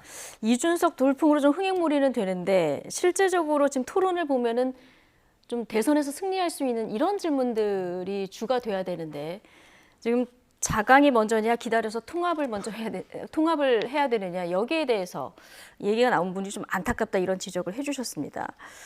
어떻게 보셨습니까? 저는 아주 흥미롭게 봤습니다. 그러니까 이 나머지 네 분의 좀 우리가 TV에서 많이 봤던 중진 정치인과 한 사람의 신의 정치인과의 이제 결국 아마 이준석 후보 때문에 이 관심을 모은 거 아니겠어요? 그런데 이제 저는 그런 생각이 들더라고요. 영입 문제 하셨을 때 영입이라는 것이 그러니까 두 분의 중진 의원들 같은 경우는 내가 능력도 있고 경험이 많으니까 윤석열을 영입하는데 더 좋은 조건 아니냐 뭐 그런 메시지 아니겠어요? 결국은 그런 건데 그러나 지금 말씀하셨지만 영입이라는 건 환경과 조건 그것이 맞아야 되는 것이지 누가 하나가 친소 관계가 있다 그래서 과거에 뭐 DJ나 YS 이런 사람들처럼 그렇게 해서 들어오는 것은 아닌 거거든요. 그런 카리스마 정치인이 아니기 때문에 그런 측면들이 지적되는 것 같고요. 저는 이제 궁금한 건 그거예요. 그러니까 이 한국의 보수 정치 세력이 지금까지 각종 선거에서 패배했던 이유는 과거에 박정희 이후에 갖고 있었던 어떤 냉전 반북주의적 정치 이 부분이었거든요. 결국은. 그러면서 이제 뭐 DJ 노무현 그 문재인 정권의 개혁적 정책에 대해서 파퓰리즘이다, 또 뭐 좌빨이다, 뭐 용공이다, 종북 좌파다 이런 식의 비판들을 해왔단 말이죠. 이제 그것을 뛰어넘으려 하는 부분이 이준석 바람이라는 것인데 결국은. 근데 가장 이준석 후보가 어떠한 이데올로기를 제시할 거냐라는 문제가 저는 초미의 관심이에요. 그러니까 그런 부분들 지금 제시한 건 MZ세대의 공정이라는 건데 기회의 균등이라는 문제 하나인데 과연 집권 만약에 야당으로서 대한정당으로서 새로운 보수의 가치를 뭘 제시할 거냐 이런 부분들이 대선은 원래 그런 거기 때문에 총선이나 뭐 지방선거 아니기 때문에 그런 부분들을 이준석 후보가 어떻게 제시할 거냐 대표가 됐을 때 그런 부분도 상당히 중요한 것 같고요. 하여튼 그 안에 있는 그 예를 들면 과거의 세력들을 어떻게 이준석 후보가 이겨낼 것이냐 대표가 된다 그러면은 뭐 이런 부분들도 앞으로 향후에 이제 관심거리가 될 것 같아요. 네. TV 토론이 앞으로 몇 차례 더 남았는데 지나면서 각 후보들 간의 지지율의 변화가 있을지 좀 주목해서 봐야 되는데 지금까지 여론 흐름으로 보면은 이준석 후보가 좀 앞서가고 있고 좀 유리해 보이는 거는 사실입니다. 만약에 이준석 후보가 진짜 30대 당대표가 된다고 하면 지금 윤석열 전 검찰총장이 그리고 국민의당에 입당하게 된다면 이 두 사람의 조합은 어떨까 가지고 여러 가지 분석이 나와요. 어떻게 보십니까? 조합 이전에요. 이준석 후보가 당대표가 된다라는 것은요. 대통령 선거와 관련해 가지고 국민의힘이 상당히 우위에 서게 되는 과정들입니다. 무슨 얘기냐면 우리가 일상적으로 여론조사를 하게 되면 소위 지금 현재 민주당을 지지하시는 분, 국민의힘을 지지하시는 분, 그리고 지지하는 정당이 없다는 분들이 30% 가까이 나와요. 무슨 얘기냐면 이분들은 기본적으로 국민의힘이든 민주당이든 낡은 세력이라고 보는 거예요. 구태정치 세력이라고 보는 거예요. 그런데 국민의힘 내부에서 새로운 후보, 젊은 후보를 등장시켜가지고 이제 대변화를 하려고 그런다라고 하면 이 지지하시는 정당이 없다고 하시는 분들과 중도에 있는 상당 부분들이 일단은 국민의힘을 다시 쳐다보게 된다는 것이죠.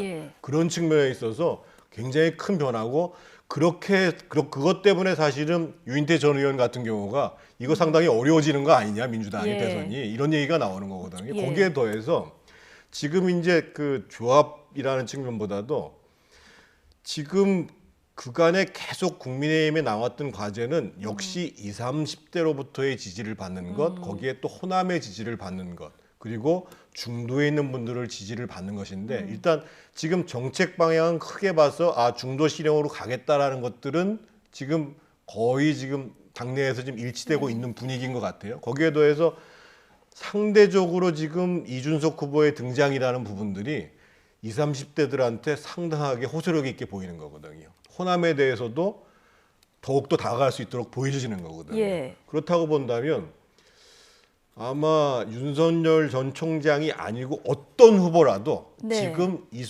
이준석 후보가 당대표가 된다고 한다면 그것은 상당한 플러스 요인이 된다는 거죠. 그런 측면에서 봤을 때는 아마 내심은 실제로 전당대회에 가서 70% 되는 당원들의 표심이 어떻게 갈지 지켜봐야 되겠다고 하지만 내심은 이참에 한번 대변화가 일어나자 이렇게 바라는 뭐 윤석열 총장뿐만 아니라 여러 대권 후보들이 많이 있을 것 같아요, 저는. 아, 그렇군요. 그러니까 뭐 꼭 윤석열 전 총장과의 조합뿐만 아니라 누가 들어오든 간에 중도, 뭐 호남, 젊은 층 연령대의 지지를 감안하면은 이건 민주당의 이준석 전 대표가 됐을 때 굉장한 부담이 될 수 있다. 그럼. 예, 네. 알겠습니다. 결과는 좀 지켜보도록 하고요. 자, 마지막 주제로 넘어가겠습니다. 더불어민주당 주도로 지금 전 국민 재난지원금 지급 논의가 또 급류를 타고 있습니다. 민주당 지도부는 물론 대권 후보들을 중심으로 당내에서 폭넓은 공감대가 형성되고 있는데요.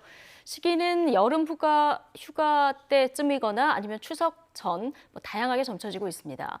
하지만 넘어야 할 산도 많아 보이는데요. 영상 먼저 보고 오시겠습니다. 우리 경제에는 특급 윤활유 역할을 할 것이라고 봅니다. 추가 경정 예산안의 편성과 처리가 시급하다.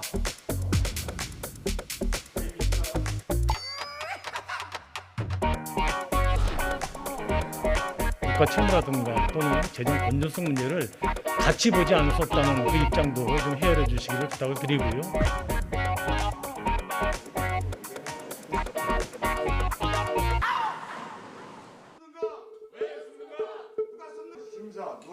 시간을 끌더니 2차 추경은 되고 손실 보상은 안 되는 이유가 무엇입니까?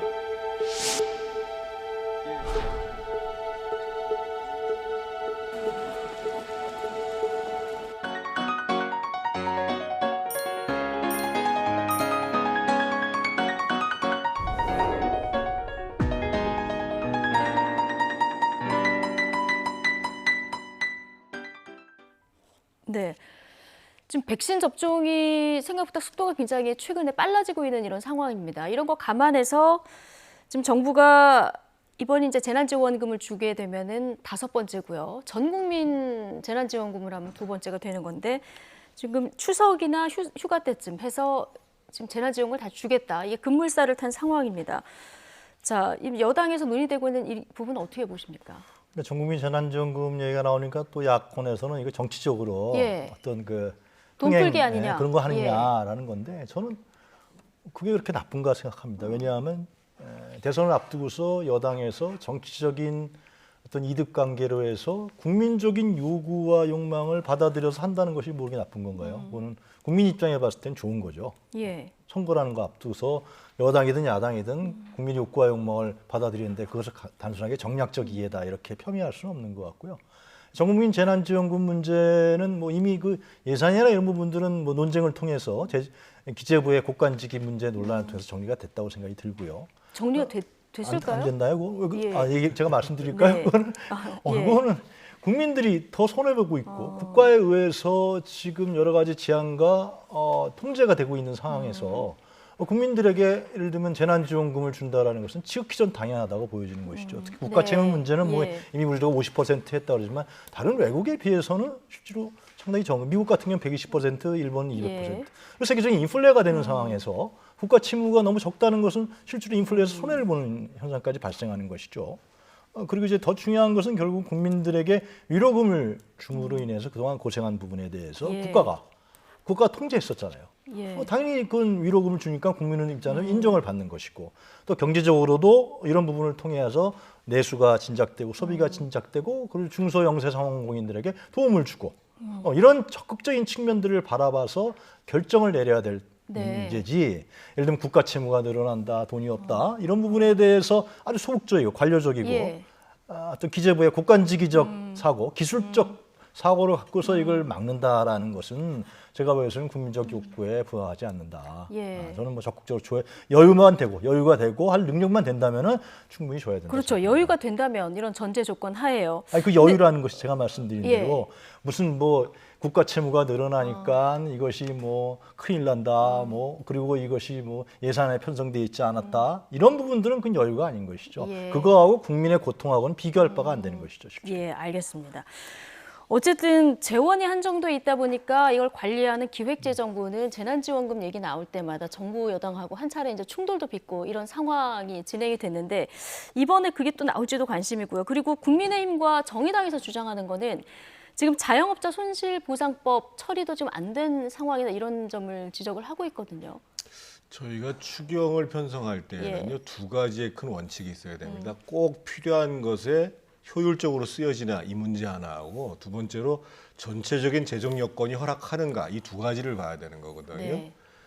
지금 이제 정부에서는 세수가 더 거칠 가능성이 있으니까 쓰겠다고 한다면 가장 지금 우선적으로 써야 될 때는 어디냐면 지금 말씀하신 것처럼 가장 직접적으로 피해를 보고 있는 예. 소위 자영업자들에 대한 손실보상 문제를 우선적으로 봐야 되는 거고 두 번째로는 일자리의 문제입니다. 지금 예를 들면 지난달에 수출이 50%가 증가했는데 그럼에도 불구하고 일자리는 지금 줄어들었다는 거예요, 지금요. 예. 이 정부는 지금 일자리 얘기 안 한 지가 오래됐습니다. 맨날 알바자리만 만들고.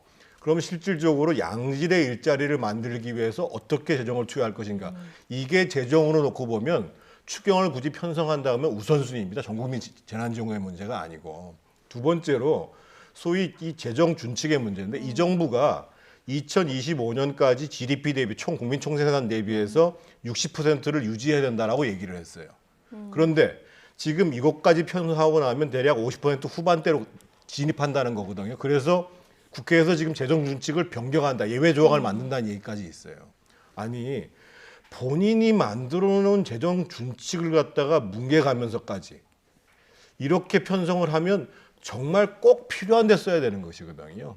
그래서 야당에서 제기하는 것이 정말 추경이 편성될 필요가 있다고 한다면 아까 제가 말씀드렸던 것처럼 우선순위는 소위 자영업자 손실보상의 문제고 거기에 더해서 저는 정말 일자리를 만들어내는 문제에 집중적으로 양질의 일자리를 만들어내는 거에 고민을 해라 이렇게 말씀드리고 싶습니다. 여당에서는 지금 이게 지금 지급을 해야 특급 윤활유가 될 것이다 이런 얘기를 하고 있거든요.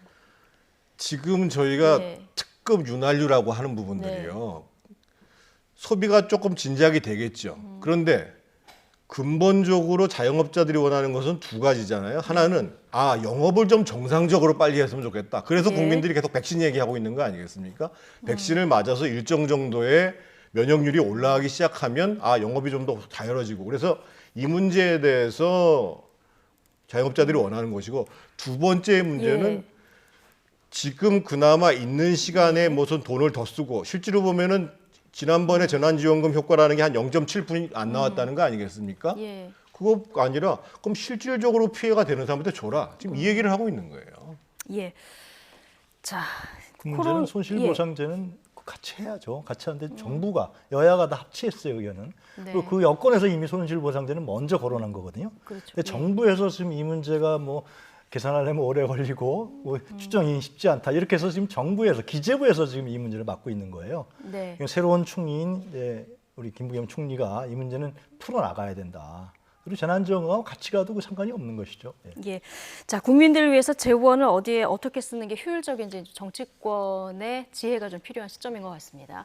자, 오늘 정태근 전 의원 그리고 유영화 한국외대 초빙 교수 두 분과 이야기 나눠봤습니다. 고맙습니다.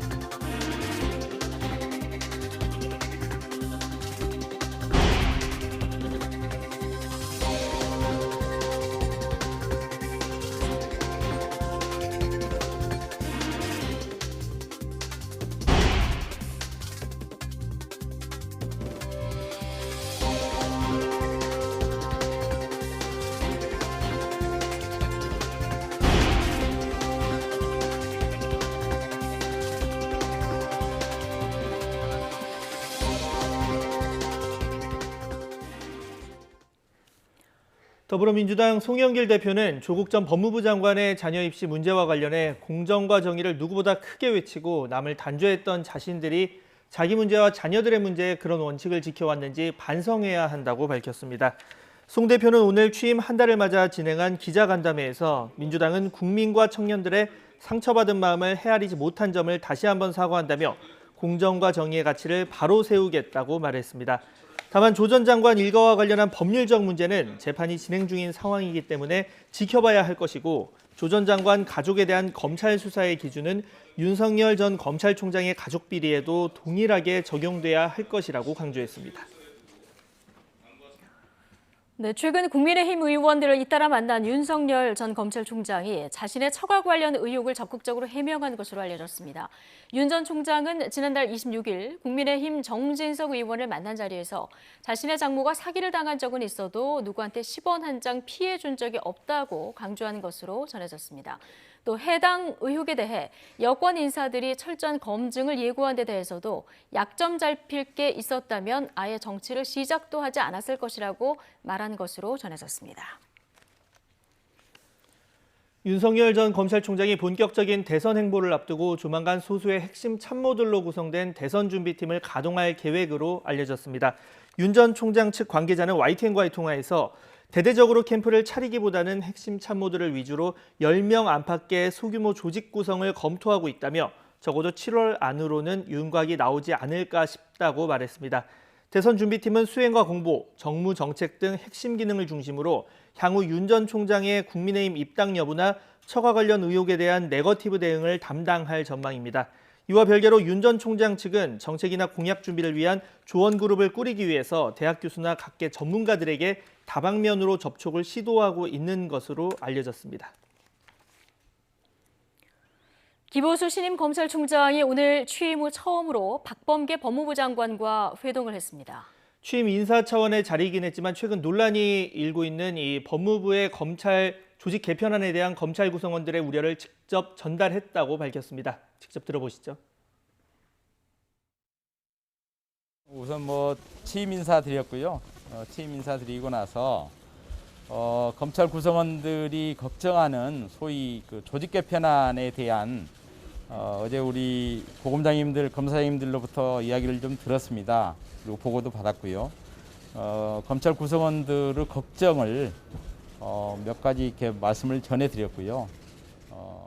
그다음에 인사가 곧 있게 되는데 인사 관련돼서도 구체적인 내용은 아니지만 대략적인 구도에 대해서는 말씀을 좀 드렸습니다. 오늘 만난 분위기는 좀 어떠셨어요? 당연히 나쁘지 않았고요. 또 긴밀하게 서로 소통하고 협조해야 된다라는 말씀이 있었고 저도 그렇게 전했고요.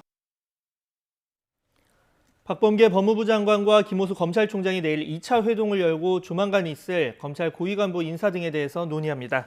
박철호 법무부 대변인은 오늘 박 장관과 김 총장의 첫 회동 뒤 열린 합동 브리핑에서 인사의 기본 방향에 대해서만 우선 논의했다며 내일 오후 4시 서울고등검찰청에서 구체적인 인사 협의를 할 예정이라고 밝혔습니다. 이창수 대검찰청 대변인은 장관이 언급한 인사 원칙이 있고 총장의 생각과 원칙이 있어서 오늘 환담에서 그런 부분을 잘 설명했고 다만 인사에 대한 구체적인 내용은 밝히기 어렵다고 설명했습니다.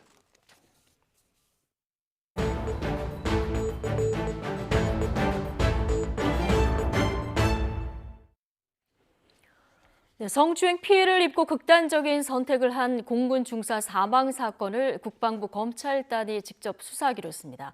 이 와중에 공군 내 성비위 추가 폭로까지 터져나오자 국방부는 내일부터 2주간 성폭력 피해 특별 신고 기간을 운영하기로 했습니다. 취재기자 전화로 연결해 보겠습니다. 이승윤 기자. 네, 국방부입니다. 예.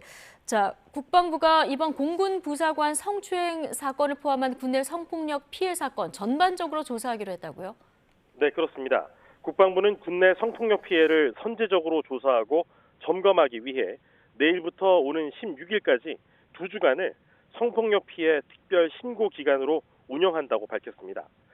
원래 매년 7월에서 8월, 12월에서 1월에 2차례 정도 시행해온 이 성폭력 피해 특별 신고 기간을 이번 사건을 계기로 별도로 추가로 운영한다는 것입니다.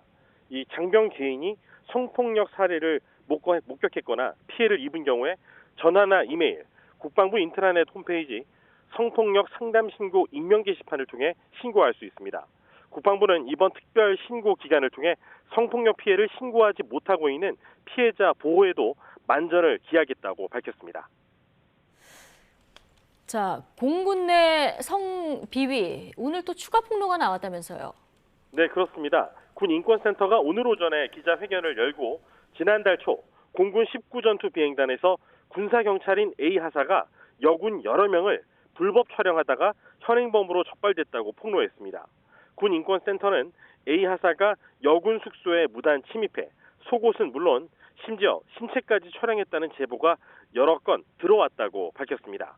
A씨의 이 USB와 이 휴대전화에서 여군 여러 명의 불법 촬영물이 다량으로 나온 것으로 알려졌는데 피해 여군 이름으로 폴더를 만들고 불법 촬영물을 정리해 두기까지 했습니다. 그런데도 소속 부대는 A씨가 오는 8월에 전역을 앞두고 있다며 전출을 시키지 않고 있다가 최근에야 보직만 바꾸는 식으로 미적지근하게 대응했다면서 이 군인권센터는 피해자 보호 조치와 피의자 구속 수사를 촉구했습니다. 자, 군사 경찰과 검찰이 개별 수사하던 이 사건 공군 중심의 합동 수사로 전환했다가 어제 저녁에 전격 국방부가 직접 수사하기로 변경을 했다면서요? 네, 말씀하신 대로입니다. 이 서욱 국방장관은 어제 저녁 7시에 사안의 중대성을 감안해서 국방장관의 군검찰 사무지휘 감독을 규정한 군사법원법 38조에 따라서 이번 사건을 공군에서 국방부 검찰단으로 이관해 수사할 것을 지시했습니다. 국방부는 초동 수사 과정에서 미흡한 부분이 있었는지, 2차 가해가 있었는지 등 사건의 전 과정에서 지휘 관리 감독과 지휘 조치상에 문제점이 없었는지 면밀하게 살피면서 수사 전반에 대한 투명성과 공정성을 기하기 위한 것이라고 설명했습니다. 앞서 어제 오전 이 공군 본부 차원의 군 검경 합동 전담팀을 꾸려서 수사를 하기로 했지만 공군 내부에서 문제가 된 사안인데다 국민적인 공분이 일고 있는 상황에서 이 공군 본부 자체 수사만으로는 이번 의혹을 해소하기에 충분하지 않다 이렇게 판단한 것으로 풀이됩니다. 네. 자, 앞으로 수사는 어떻게 이루어지게 됩니까? 국방부 검찰단이 피해 발생부터 사망에 이르기까지 사건 전반을 전체적으로 다시 들여다보게 될 전망입니다. 숨진 공군 중사가 2달여간의 청원 휴가 기간, 이 부대 성고충 상담관과 지역 민간 상담소를 통해서 심리 상담을 받았을 당시에 이 극단적인 선택을 암시하는 신경을 드러냈었고, 이 상담 내용은 대부분 공군 본부에도 보고됐던 것으로 알려졌습니다. 또 이 15비행단에서도 이 출근 전부터 간부들로부터 사소한 일로 질책을 받는 등 압박에 시달렸다는 유족 주장에 대해서도 국방부 검찰단에서 수사할 것으로 보입니다. 숨진 이 공군 부사관 측 변호인인 김정환 변호사는 어제 YTN과의 화상통화에서 상당히 오랜 기간 상관들이 피해자는 물론 피해자의 남자친구를 상대로도 회유와 은폐 시도를 해왔다고 주장했습니다. 특히 이 피해 신고 이후 조직적인 회유, 은폐 시도 등 2차 가해가 실제로 확인될 경우에 형사처벌과 별개로 관련자는 물론 지휘관 등에 대한 엄중한 문책도 불가피할 것으로 보입니다. 김부겸 국무총리도 이번 사건의 전말과 은폐, 회유, 합의 시도 등 2차 가해 의혹에 대한 철저한 수사와 함께 다시는 이런 일이 재발하지 않도록 군조직의 성폭력, 성희롱 사건 대응 실태와 시스템을 철저하게 재점검하고 근본적인 개선책을 마련해서 보고하라고 지시했습니다. 여성가족부도 반복되는 이 성폭력 사건의 방지를 위해 사건 처리 과정과 전반적인 조직 문화에 대한 현장 점검이 필요하다며 국방부와 협의해 나가겠다고 밝혔습니다. 네. 네, 공군 부사관 사망 사건의 진상 규명을 요구한 유족의 청와대 국민청원 동의자 수가 30만 명에 지금 육박하고 있습니다. 각계의 반응도 뜨겁다고요? 네, 그렇습니다. 살아가는 제 딸 공군 중사의 억울한 죽음을 밝혀주세요라는 제목으로 유족이 올린 청와대 국민청원에는 아까 오전 11시까지 28만 5천 명이 참여를 했고 낮 1시 현재 29만 명이 참여한 상태입니다. 송영길 더불어민주당 대표는 어젯밤에 유족과 만나 고인이 소속됐던 공군 20전투비행단은 여러 문제가 있는 것 같다며 여당 국방위, 여가 위원들이 여성 부사관 내무반 상황, 숙소 관리, 상황 처리 매뉴얼 등을 철저하게 점검해서 이런 사태가 재발하지 않도록 제도적인 개선을 해나가겠다고 약속했습니다. 국민의힘 배준영 대변인은 군이 동료 군인들을 생각해 달라는 등 이 피해자가 아닌 가해자를 보호하고 즉각 분리 조치도 하지 않았다며 철저한 진상규명과 책임자 엄벌을 촉구했습니다. 국민의당 안철수 대표도 국방장관은 이번 사건에 대해서 엄중하게 책임을 져야 한다고 말했습니다. 정의당 심상정 의원도 가해자에 대한 구속수사, 무관용 처벌, 관련자 엄중 문책 등을 요구했습니다. 지금까지 국방부에서 YTN 이승윤입니다. 미 국무부가 그동안 기밀로 분류됐던 5.18 광주 민주화 운동 관련 문서를 추가로 공개했습니다. 광주의 진실을 알리는 데 중요한 역할을 했지만 신변 보호를 위해서 공개되지 않았던 미국인 2명이 이번 문서 공개로 새롭게 확인됐습니다. 김동원 기자입니다. 광주 민주화 운동이 무참히 진압된 지 2주 뒤 주한 미국 대사관은 국무부에 기밀 전문을 보냅니다. 내부자의 광주 사태 설명이라는 제목의 이 보고서를 두고 대사관은 지금까지 접한 가장 객관적인 기록이라고 평가했습니다. 5월 21일 헬기 사격을 비롯해 진압군의 만행을 가감없이 적었고 옳은 일을 위해 기꺼이 희생한 한국인들을 존경하게 됐다는 소감도 담겨 있습니다. 보고서 문건은 10여 년 전에 공개됐지만 누가 썼는지는 그동안 알려지지 않았는데 미 국무부가 이번에 기밀 문서를 추가 공개하면서 미국인 장로교 선교사가 작성한 것으로 확인됐습니다. 다른 기록이나 증언과 비교하면 당시 광주에서 활동했던 존 언더우드 선교사가 썼을 것으로 판단됩니다. 5.18 당시의 미국의 시각도 한국 본부가 5.18을 바라보는 그 시각과 거의 대등했어요. 미국이 광주를 바라보는 시각의 변화를 가져다 준 대단히 중요한 단서가 된 중요한 그런 문건이 아닐까 저희들은 그렇게 판단하고 있습니다. 같은 해 7월에는 광주와 목포 주민들을 직접 인터뷰한 보고서가 미국으로 보내졌습니다. 이 문서는 평화봉사단원 출신으로 뒷날 주한 미 부대사를 지낸 리처드 크리스텐슨이 쓴 것으로 확인됐습니다. 신변 안전을 위해 가렸던 이름이 40여 년 만에 공개되면서 광주의 진실을 알리기 위해 헌신했던 이들을 기릴 수 있게 됐습니다. 미국 정부가 이번에 삭제하지 않고 완전 공개한 문건은 14건, 53페이지입니다. 새로 공개된 문건은 주한 미 대사관 홈페이지에서 열람할 수 있습니다. YTN 김도원입니다. 무허가로 아로마 테라피 오일을 제조해 신장염 환자 등에게 판매해서 부당이득을 챙긴 업체 대표가 구속됐습니다. 식품의약품안전처는 지난 2013년부터 올해까지 화장품에 주로 사용되는 라벤더 오일 등 19가지 원료를 사용해 아로마 테라피 오일 6개 제품 1,400개를 제조한 혐의로 A씨를 구속해 검찰에 송치했습니다. 해당 제품은 신장염 환자 등에게 1,000여 개 이상 1억 5천만 원어치가 판매됐으며 복용한 환자들은 오히려 신장 질환이 악화하거나 몸에 붉은 반점이 생기는 등 피해를 본 것으로 파악됐습니다. A씨는 신문 광고와 홈페이지 등에 하루에 8에서 10방울씩 음용을 하거나 환부에 바르면 신장 감염과 투석에서 해방된다는 광고까지 한 것으로 드러났습니다. 할리스 커피가 가맹 희망자들에게 인근 가맹점 현황 등 중요 정보를 주지 않았다가 공정거래위원회에 적발됐습니다. 공정위는 할리스 커피를 운영하는 KG 할리스 F&B에 대해서 시정명령을 내렸다고 밝혔습니다. 공정위 조사 결과 할리스 커피는 지난 2014년부터 2018년까지 가맹을 희망하는 이들 일부에게 가맹사업 현황이나 부담 내용 등을 담은 정보공개서와 인근 가맹점 현황을 제공하지 않았습니다. 또 정보공개서나 현황 문서를 제공한 뒤 14일이 지나 가맹금을 받거나 계약을 체결하게 돼 있는 관련법을 지키지 않은 것으로 드러났습니다. 네, 이번엔 주인이 바뀌거나 바뀔 예정인 두 기업 관련 내용 알아보겠습니다. 남양유업이 57년 만에 새 주인을 맞았습니다. 고강도 경영 쇄신도 예상되는데요. 또 항공업계에선 이스타항공이 매각 절차에 돌입했습니다. 이 성공적인 새 출발이 될 수 있을지 정철진 경제평론가 전화로 연결해서 알아보겠습니다. 평론가님 나와 계시죠? 네, 안녕하십니까? 네, 안녕하세요. 자, 먼저 남양유업, 이 총수일가가 이렇게 주식을 단시간에 판 것도 상당히 이례적인데 결정도 아주 빠르게 이루어졌어요. 그렇습니다. 일명 불가리스 사태죠. 이 불가리스가 코로나19 예방에 효과가 있다. 이거를 자체 연구 결과를 발표한 정말 해프닝을 넘어서 소비자들의 공분이 있었던 게 4월 중순, 4월 13일 정도였었는데요. 그 이후에 홍원식 전 회장이죠. 사퇴를 내고 경영에서 물러난다. 그랬을 때만 해도 좀 반신반의했던 게 거의 지금 한 홍원식 전 회장이 53%의 지분을 갖고 있으니까 우리나라 주식회사에 결국 이사회가 판단하는 거 아니겠습니까? 이렇게 많은 주식을 들고 있으면 결과적으로는 또 개입할 수 있지 않느냐 이런 시선이 있었는데요.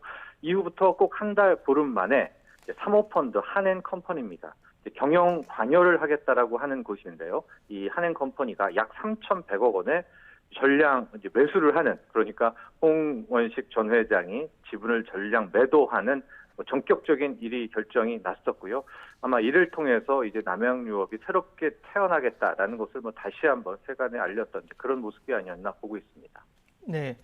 자, 지금 상황을 보면 이게 사모펀드라고 방금 얘기를 해주셨어요. 이 사모펀드가 특성을 보면 기업을 좀 저렴하게 사서 정상화시켜서 팔고 이익을 얻는 그런 특성이 있다 보니까 아무래도 이 직원의 구조조정이라던가 납품처 대리점 정리 같은 지금까지와는 좀 다른 고강도 조치가 더 이뤄질 가능성에 대한 얘기가 나오고 또 직원들 일부에서는 우려도 할 수 있겠죠. 어떻게 전망하십니까?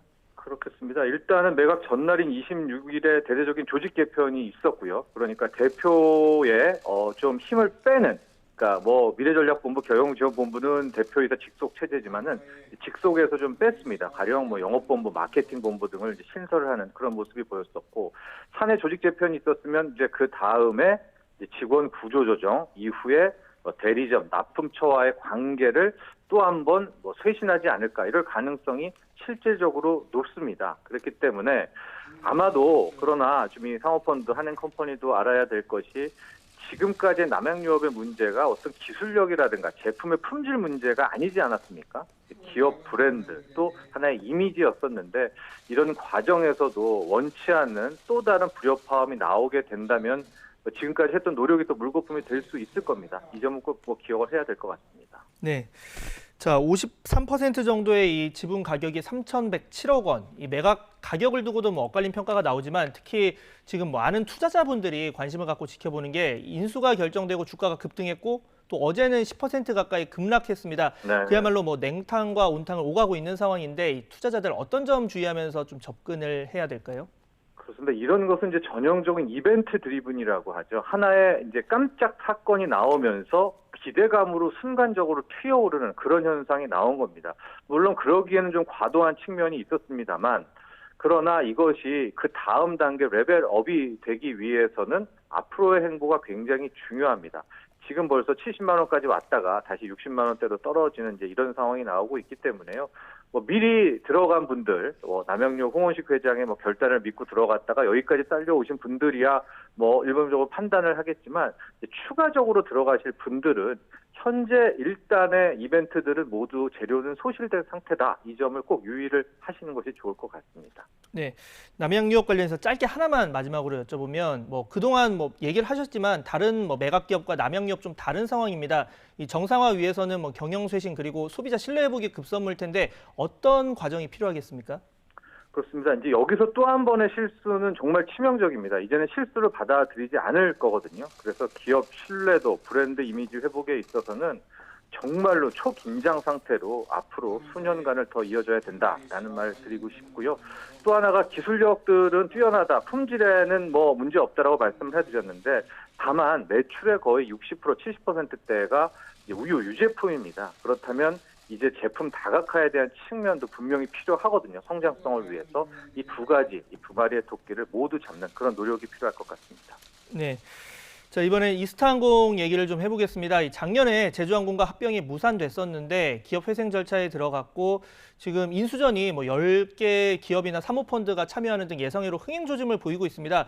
작년과는 사뭇 다른 분위기인데 그 사이에 좀 없던 매력이 생긴 겁니까? 왜 그런 겁니까? 항공 업황이 좀 바뀌었죠. 이제 코로나19가 굉장히 심각하고 힘들었었는데, 최근 이 백신 접종과 함께 특히 어제 나온 뉴스였죠. 괌 사이판 노선도 이제 6월부터 다시 풀린다고 하니까, 이렇게 된다면 역시 장거리는 못 뛰더라도요, 이 저가 비용사들의, 저비용 항공사들의 매력도는 커질 수밖에 없고요. 이렇기 때문에 작년에 인수전은 좀 그랬었는데 좀 안 좋았는데, 이번은 좀 뜨겁게 달아오른 나름 그런 분위기였었고요. 이번 방식도 스토킹 호스입니다. 이게 무슨 얘기냐면, 이스타항공이 이미 한 중견기업을 인수 예정자로 확보를 했는데 지금 업황이 너무 좋아지다 보니까 한 번 더 이제 사람들에게 얘기를 하는 것이죠. 그래서 더 좋은 조건의 인수자가 나온다면 그 사람에게 이제 매수권을 넘기게 되는 거고요. 그러나 더 현재 확보한 사람보다 안 좋다라고 하면 기존의 이 A 중견 기업에게 넘어가게 되는 그런 방식을 취하게 될 겁니다. 일정 잠깐 말씀드리면은 이미 인수 의향서 접수 마감은 됐고요. 여기에는 이제 하림의 페노션, 쌍방울의 광림이죠. 이런 것들 외에 한 사모펀드들 참여, 또 7일까지 예비 실사, 한 14일쯤에는 누군가의 그 인수 금액들이 나오게 되면서 이제 그 뒤부터는 이 스타가 다시 죄취항의 그 자격 죄취 등을 해야 됩니다. 그렇다면 이 모든 것이 빠르게 된다면 가을께 얘는 국내 선홍을 죄취항할 수도 있는 그런 흐름들을 기억하시면 될 것 같습니다. 네. 방금 얘기하셨지만 참여한 그룹 가운데 이 하림, 쌍방울, 뭐 하림하면 닭고기가 떠오르기 마련이고 또 쌍방울은 뭐 네일하던가 잠옷, 속옷 이런 의류로 유명한 편입니다. 이 계열사들 그러면 어떤 시너지 효과를 노리고 지금 인수전에 참여를 한 겁니까?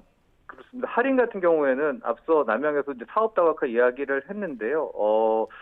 실은 이제 꽤 오래전부터 좀 사업 다각화를 해서요. 지난 2015년이었었죠. SKX그룹의 이제 유동성 위기에 빠졌던 펜오션을 1조 원에 인수를 했습니다. 그러니까 이번에 닭고기 회사가 뛰어드는 것이 아니라 이제 계열사인 펜오션, 벌크선 만드는 폐공선거든요. 이곳이 들어가게 된 거고요. 쌍방울 계열의 이제 광림이라는 곳인데 특장차 만드는 뭐 크레인 같은 거 만드는 쌍방울 그룹의 계열사 광림이 들어갔습니다. 이 두 곳들을 모두 좀 보면 항공 쪽보다는 좀 물류 쪽에 포인트는 맞춰져 있는데 역시 결과적으로는 하늘을 나는 그런 것들이 필요하지 않겠습니까? 그런 차원에서 이번에 좀 적극적으로 뛰어들지 않나 보여지고 있습니다. 네, 마지막으로 하나 여쭤보면 뭐 변수도 많습니다. 지금 뭐 제주항공과 합병 무산을 둔 뭐 책임 공방도 있고 임직원 복직 문제도 있는데 특히 지금 방금 얘기대로라면 두 지금 이름이 꽤 알려진 이제 인수전 참여 기업들은 이 화물 분야에 관심을 갖고 인수전에 뛰어든 상황인데 그렇다면 아무래도 여객 분야에는 좀 소홀할 수도 있단 말이죠. 그리고 직원들 중에 상당수는 뭐 이런 여객 관련 직원들이고 이런 고용 승계 문제 어떻게 좀 전망을 하십니까? 문제가 되진 않을까요? 그렇습니다. 걸림돌이 많이 있습니다. 법정 공방도 있고 그 직원 고용, 그러니까 특히 승무원들의 고용 불안 문제와 이미 구조조정 당한 임직원들의 복직 문제를 또 어떻게 할 것인가도 이제 새롭게 만약에 누가 인수한다면 그 기업의 숙제로 남아 있겠고요. 창업주 이제 이상직 전 무소속 의원이죠. 무소속 의원이 횡령 배임 재판 받으면서 이스타항공의 이미지도 굉장히 지금 나빠졌는데 요즘은 ESG라고 해서 브랜드 이미지가 정말 중요하거든요. 이런 것도 극복의 숙제로 남아 있고 또 2천억 원도 넘을 겁니다. 이 채무 문제들. 그리고 또 하나가 지금은 이제 막 새롭게 여행 가고 이제 코로나19도 백신과 함께 끝난 것 같지만 아직까지도 좀 더 돌다리를 두드러 가야 되는 업황의 변수들 문제들도 있습니다. 이런 것들이 아마도 또 하나의 매각의 걸림돌 또 M&A 후에 문제로 남아있지 않을까 전망됩니다. 네, 지금까지 정철진 경제평론가였습니다. 오늘 말씀 감사합니다.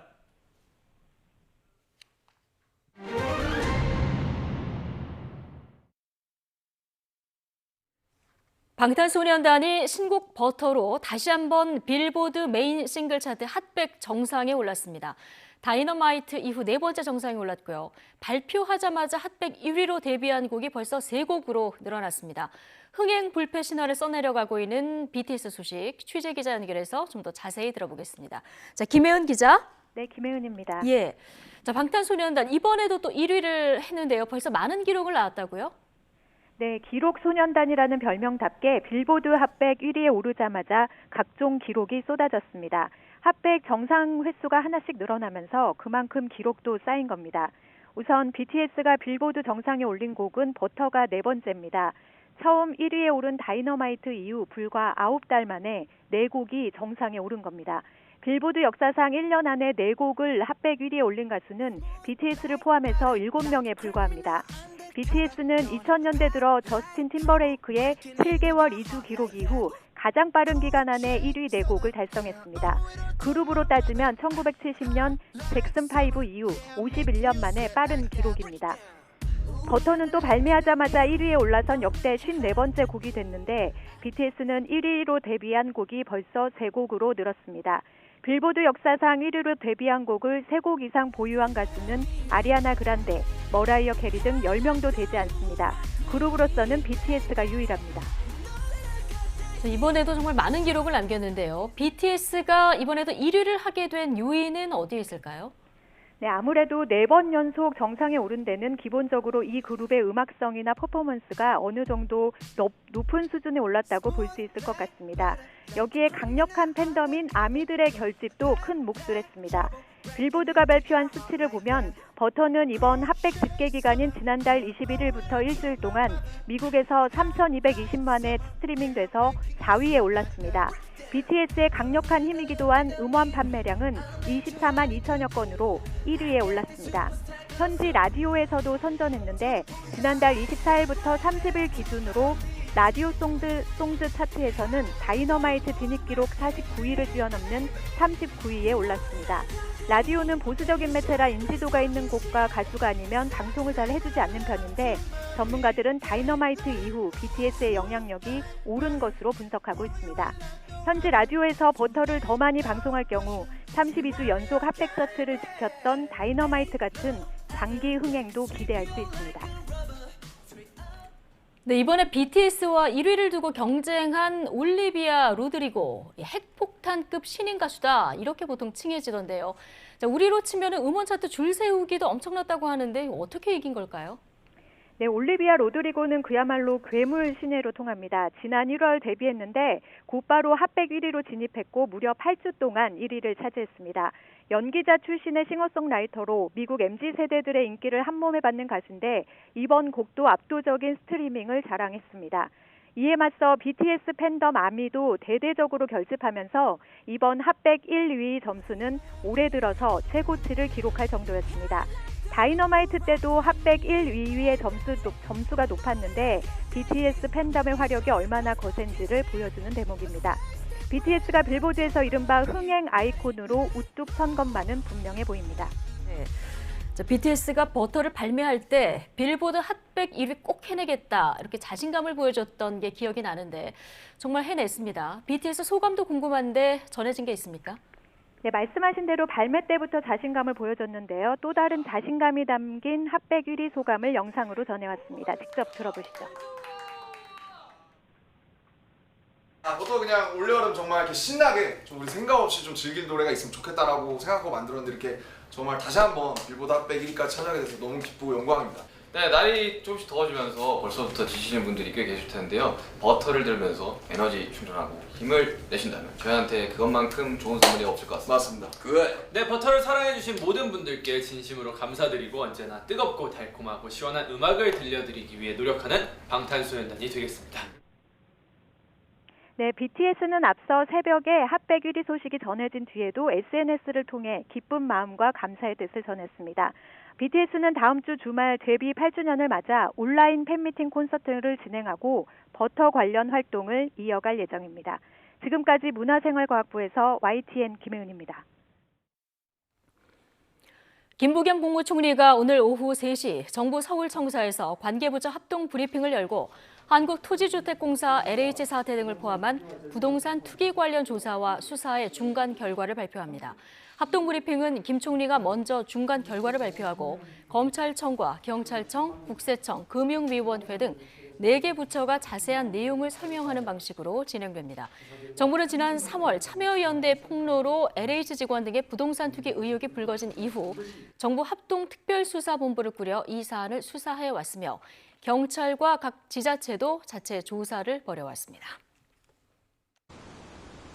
쾌청한 하늘이 유독 반가운 하루죠. 오랜만에 맑은 하늘이 드러나면서 기온이 빠르게 오르고 있습니다. 현재 공식 서울 기온은 28도로 어제 같은 시각보다 5도가량 높고요. 강남구는 기온이 30도까지 오르면서 7월 중하순에 해당하는 여름 날씨를 보이고 있습니다.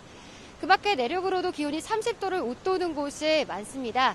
현재 경기도 안성시 양성면의 기온이 31.9도까지 치솟으면서 전국에서 가장 덥고요. 경북 경산시 하양읍은 31.6도, 전북 정읍시 태인면은 31.1도까지 올랐습니다. 앞으로 기온은 조금 더 오르겠습니다. 오늘 서울 낮 기온 29도, 대전과 광주 30도, 대구 31도로 어제보다 1에서 5도가량 높겠습니다. 오늘 외출하실 때에는 어제보다 가벼운 옷차림 해주시기 바랍니다. 오늘 전국이 대체로 맑겠지만 오후에 대기가 불안정해지는 영서와 충북, 경북 지역에는 5에서 10mm의 소나기가 조금 지나겠습니다. 한낮에는 강한 볕에 전국의 자외선 지수가 높음에서 매우 높음 수준까지 치솟겠는데요. 외출하실 때 모자나 선글라스, 양산 등을 챙기시는 게 좋겠습니다. 쾌청한 오늘과 달리 내일은 전국에 또다시 비가 내립니다. 밤사이 제주도를 시작으로 내일 낮에는 전국으로 비가 확대하겠고요. 비가 내리면서 한여름 더위는 누그러지겠습니다. 이후 주말에는 다시 맑은 가운데 이맘때 초여름 날씨를 되찾겠습니다. 오늘은 자외선과 함께 오존도 비상입니다. 현재 전남 순천과 울산에는 오존주의보가 발령 중이고요. 오후에 남부 곳곳으로 오존 농도가 매우 나쁨 수준까지 치솟겠습니다. 호흡기가 약한 노약자는 한낮 야외 활동 자제해 주시기 바랍니다. 지금까지 청계천에서 YTN 홍나실입니다. 네, 뉴스 마치겠습니다. 네, 함께해 주신 여러분 감사합니다.